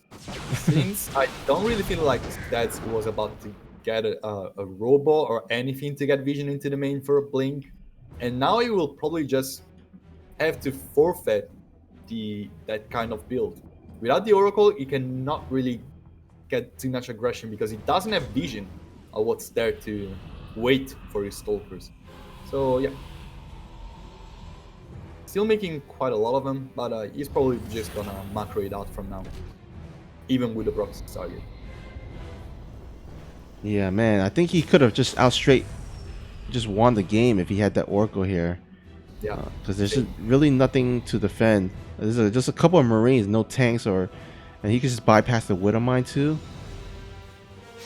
he has Blink to dodge it and get the kill, but yeah, that feels bad. That one Oracle could have been such a good boon to these Stalkers. Of course, now Charge is gonna be started. His bird base is probing up, it's getting more workers. By the second, he's still gonna be in a pretty decent spot. But yeah, man, imagine that Oracle staying alive. That would have been such a good way for him to get some aggression. Yeah, but you know what? The Oracle did its job. It's got the 4 SCVs as well as the 2 mules, so you can see it reflected on the worker count. Stats just pulling away in the worker lead, as you can see the income graph just all red, all stats all the way, and every second that goes by, stats getting further and further ahead. Now up almost 20 workers. And Innovation will rely on a drop to start dealing some damage. Of course, with Blink being up, map control is Imperial stats. This target is not in real danger, and I don't really think Stats is gonna need it anytime soon. There's a Templar Archives incoming for Stats, no Robobay, so this time I'm actually expecting Storm. Like, yes, the next Storm, right?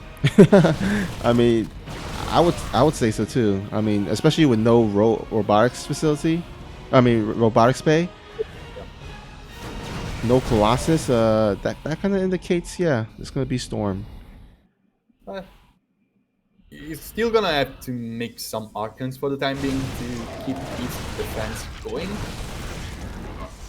But yeah, you need to stop Storm. Please, fine. Okay. Recalling the main to deal with this one Medivac, of course. Innovation will just back off while his main army is setting up a siege next to the third. Oh, Stats is trying to collapse on top of it while on siege, because he's gonna find these tanks right in position here behind the acceleration zone. And yeah, okay. Oh, he's pulling the boys. He's pulling the boys. Oof. Yeah, and Storm is not ready. Yeah, like Innovation has chosen the perfect game to do this build, but it needs to start eating right now. These Zealots cannot get past a wall of SCVs before the Marines and the tanks can actually break them down. Perfect anti-armor missile, getting almost all of the Zealots in red Cheeto dust. But Storm is almost done now, and Storm will be a very important factor. This Raven is another big important factor as well, though. He can get an interference matrix on top of that one War Prism, another anti-armor missile.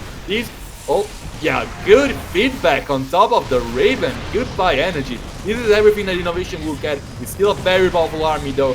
Cheeto Dust still covering all of these Zealots. Stats needs to wait, needs to buy some time.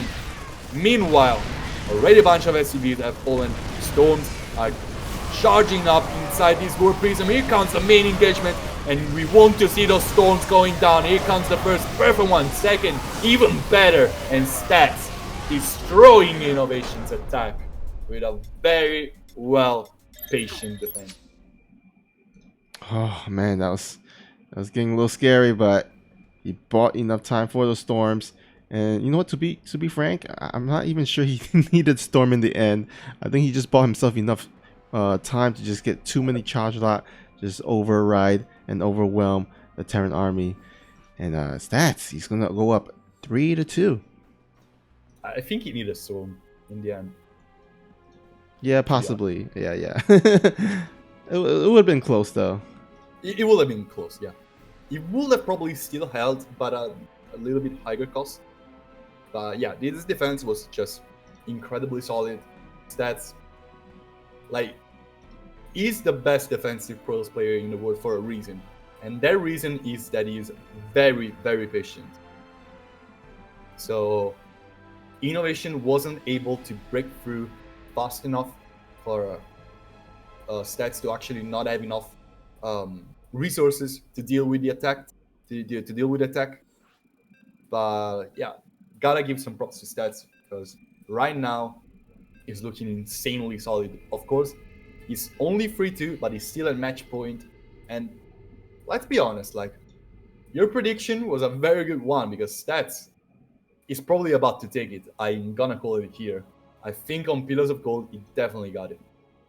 You know what? Just the way that Stats has been playing though, uh, like, you know, not only the momentum but just overall, you know, from the way he's been playing, yeah, it kind of makes me feel like he might actually take this next game. But we shall see. We shall see.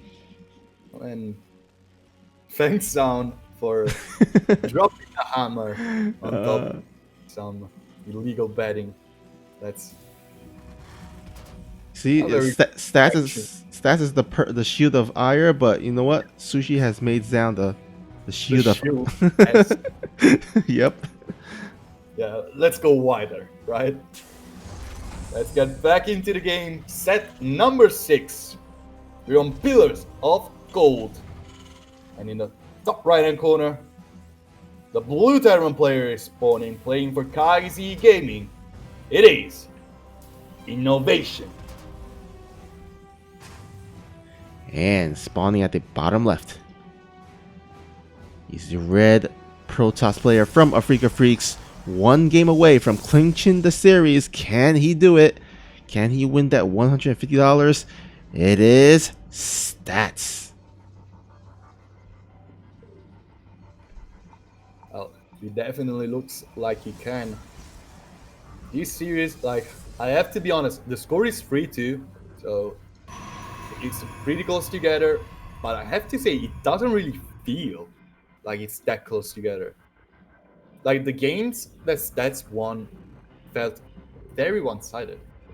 Yeah, I feel like only one of the games Innovation won was like legit winning. But I Yep. think the first game could have been, you know, either one. It was like a 50-50, but yeah, it looks like just Stats just overall playing a bit better than Innovation. But you know what? Innovation, he has stayed on top of the StarCraft scene for so long, you can never count him out. I've seen him come back from, you know, being down 0-3 and winning 4-0. If there was a Terran out there that could come back and win, it's Innovation. We see a Stargate here from Stats, and delaying that work gate tech to get a Stargate a little bit quicker as well, to get his oracles out faster.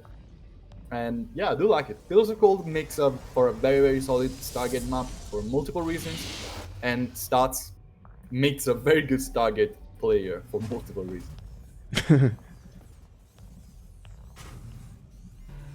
All right. Seeing Shield of Ire fun.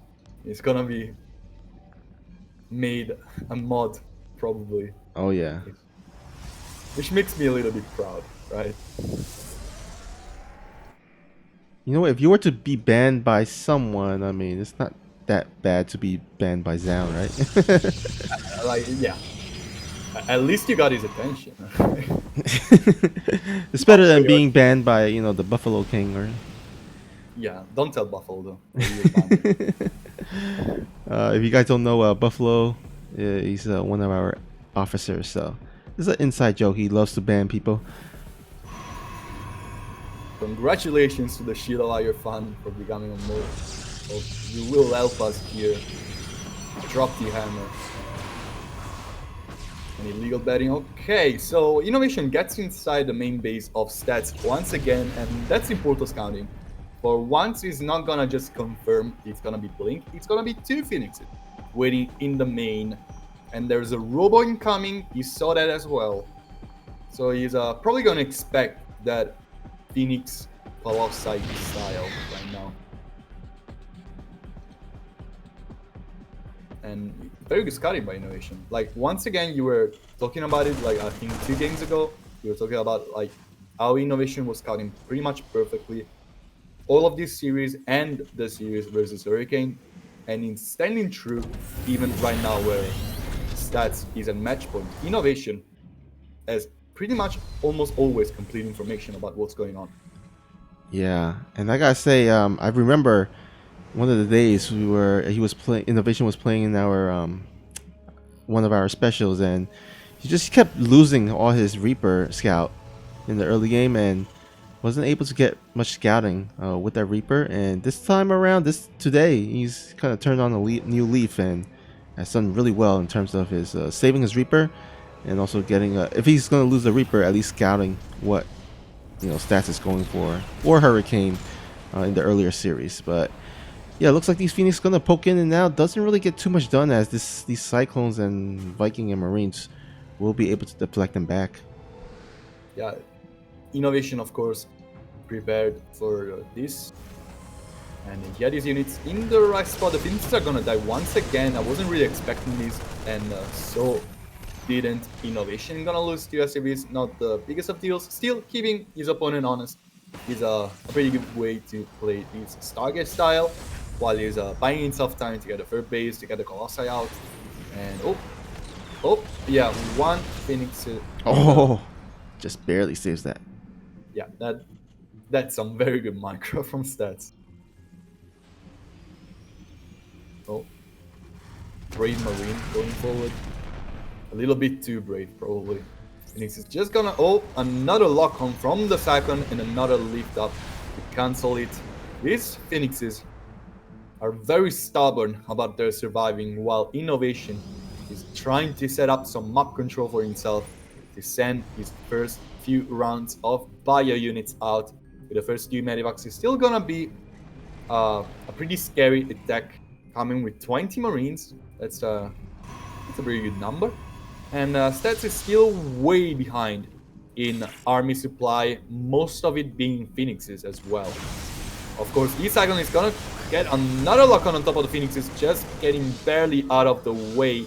Widow Mines are gonna be cleared, Innovation loading up into the medivacs, going straight for the main, while the Phoenixes are trying their best to keep up with Innovation's aggression. Probes need to be sacked from the main base to the natural, while Stats is waiting for the right moment to get the hold going, waiting for the main army to clash here in the main. These medivac though are basically here forever. They cannot get away. That's a very difficult spot to find himself in. One of the Phoenixes actually has got down, and this is looking a little bit worse for Stats, who moved out of the way with the Phoenixes to avoid losing them. Right now, fighting in the third base as well, where the rest of the army of Innovation is collapsing. This is relentless aggression from the Terran player. In the end, Stats will be able to hold without taking any serious loss. You know what? I feel like Innovation can keep up the aggression. He has kind of stats on the back foot. Doesn't really have any defense here on the main base, but decided not to drop. Actually, he's looking to go for kind of a little bit of a flank, I feel like. I feel like he could have just dropped into the main base, but oh man, I think, is this where Innovation botches the attack? The flank is commencing though. There are actually no shield batteries here, and it looks like he's diverted. He's sending his Marines into the natural instead. Yeah, this is a very important pattern, but with the Viking going down, these Phoenixes are just going ham on everything. One of the medivacs will go down, the other one will just load up and get away. 2 more Phoenixes have been killed by Innovation, but right now the army supply is getting way more close together. And yeah, Innovation isn't even starting +2 infantry weapons, while Stats is halfway through his +2 ground weapons. And right now, with Blink on the way, with the Templar Archives being done, I do feel like Innovation is running a little bit out of steam here. So he's going to go for a last call Doom Drop, probably. It feels more like an Ill Mary than anything else. but Stats doesn't really have a lot of vision on this left side of the map. So he may be caught with his pants down since there are only a bunch of zealots. Okay, a political stalkers here in the main, and the Phoenix moves out just when he needs to see everything. Alright, very well done by Stats once more. And Yep. Innovation no longer dropped into the main. Yeah, he's got his belt on. He's not gonna have his pants caught down there. But you know what? Still a scary army there by Innovation, and half his Stats army is actually in the main base just chilling. You might actually want to go ahead and send some of his army back. Oh, 780 score under attack right now. Yeah, that's no more stalkers for quite a while. Oh, there's another 780 score in the main. Okay, Stats. Go on, do whatever you want. Oh my god, what a boss. Making a preemptive cybernetic core. Now, you don't see that every day. That's so good from him. I love it. Of course, it's supply block for the time being, but it's not gonna be the biggest of things. It's gonna make 1, 2, 3, 4. How many pilots is he making? Oh, it doesn't even matter because right now he is throwing some Warp Prism harass there in the main base. 14 and 3rd at the same time. So many zealots roped in by the Protoss player. Finally, this Warp Prism will find itself countered by a Viking, but Innovation is sending his whole army back home and is losing all of his economy in the blink of an eye. 21 workers killed, and Stats will just take full control of this game. Yeah, he's been looking great all series long, and this sixth game is no exception. He is pulling way ahead. 67 workers overall to 41, and as you said, that +2 upgrade was researched way before Innovations. So now he's got that +2 weapons upgrade. And now with Colossus, Archons, and Disruptors, this is a really hard army to break for Innovation. Yeah, and Stats is already setting up another run by cutting off any reinforcements. What Innovation has here is everything he will ever get with this attack, since back home, Zealots are just running him up. And look at this, already a couple medivacs are falling down to the Stalkers, blinking forward aggressively. Stats basically separating the army of Innovation in 2 different spots. It's still a pretty powerful army, and not powerful enough. Stats gets the series, gets the finals, gets the prize, and he very much deserves so. Crazy good game, and crazy good series from Innovation. Yeah, as you can see, Stats just playing to his strength. He is known for being a great defensive player, and he defended that really well. I mean, there were some periods of time where it did look vulnerable for Stats, but in the end, he managed to hold on and defend. And of course, with that economic lead, was able to make use of his production, got all the Colossus out, got the Disruptors out, was able to do those counter harass with the Warp Prism, and just well played overall by Stats, well deserved. 4 victories, all of them pretty one-sided. All of them also pretty different between each other. Incredibly solid defenses, incredibly proactive, aggressive plays, as we've seen, for example, on Ice and Chrome. The game was a complete stomp, and to be honest, seeing Stats perform this great really makes me hope for his future, since he hasn't been in a lot of finals and stuff like that lately, and I really hope to see him back on track, because this is such a fun player to watch, such an interesting player, such a strong player all at once. I agree, absolutely. All right, that pretty much does it, guys. Hope you guys enjoyed the games. If you haven't done so yet, drop us a follow.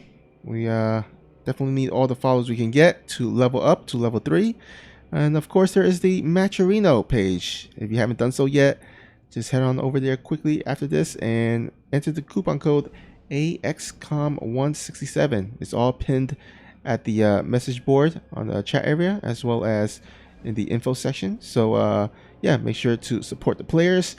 And of course, every Tuesday, we will be hosting the Alpha X series special. So make sure to tune in every week at 4 p.m. KST for you Korean viewers, and that will be at 9 a.m. CEST for our European viewers, and of course 3 a.m. EDT for our North American viewers. So make sure to tune in every week, and yeah, hope you guys enjoy your day. Any last words, Akontistas, before we wrap this up? I just enjoyed these Tuesday of StarCraft a lot. Can't wait for next Tuesday to be again with you guys. Make sure to tune in. We're gonna have another stacked lineup of players ready to show their best StarCraft to you. So make sure to be there. Thank you everybody for staying with us, and I'll see you next Tuesday. All right, take care everyone, and stay safe. Peace.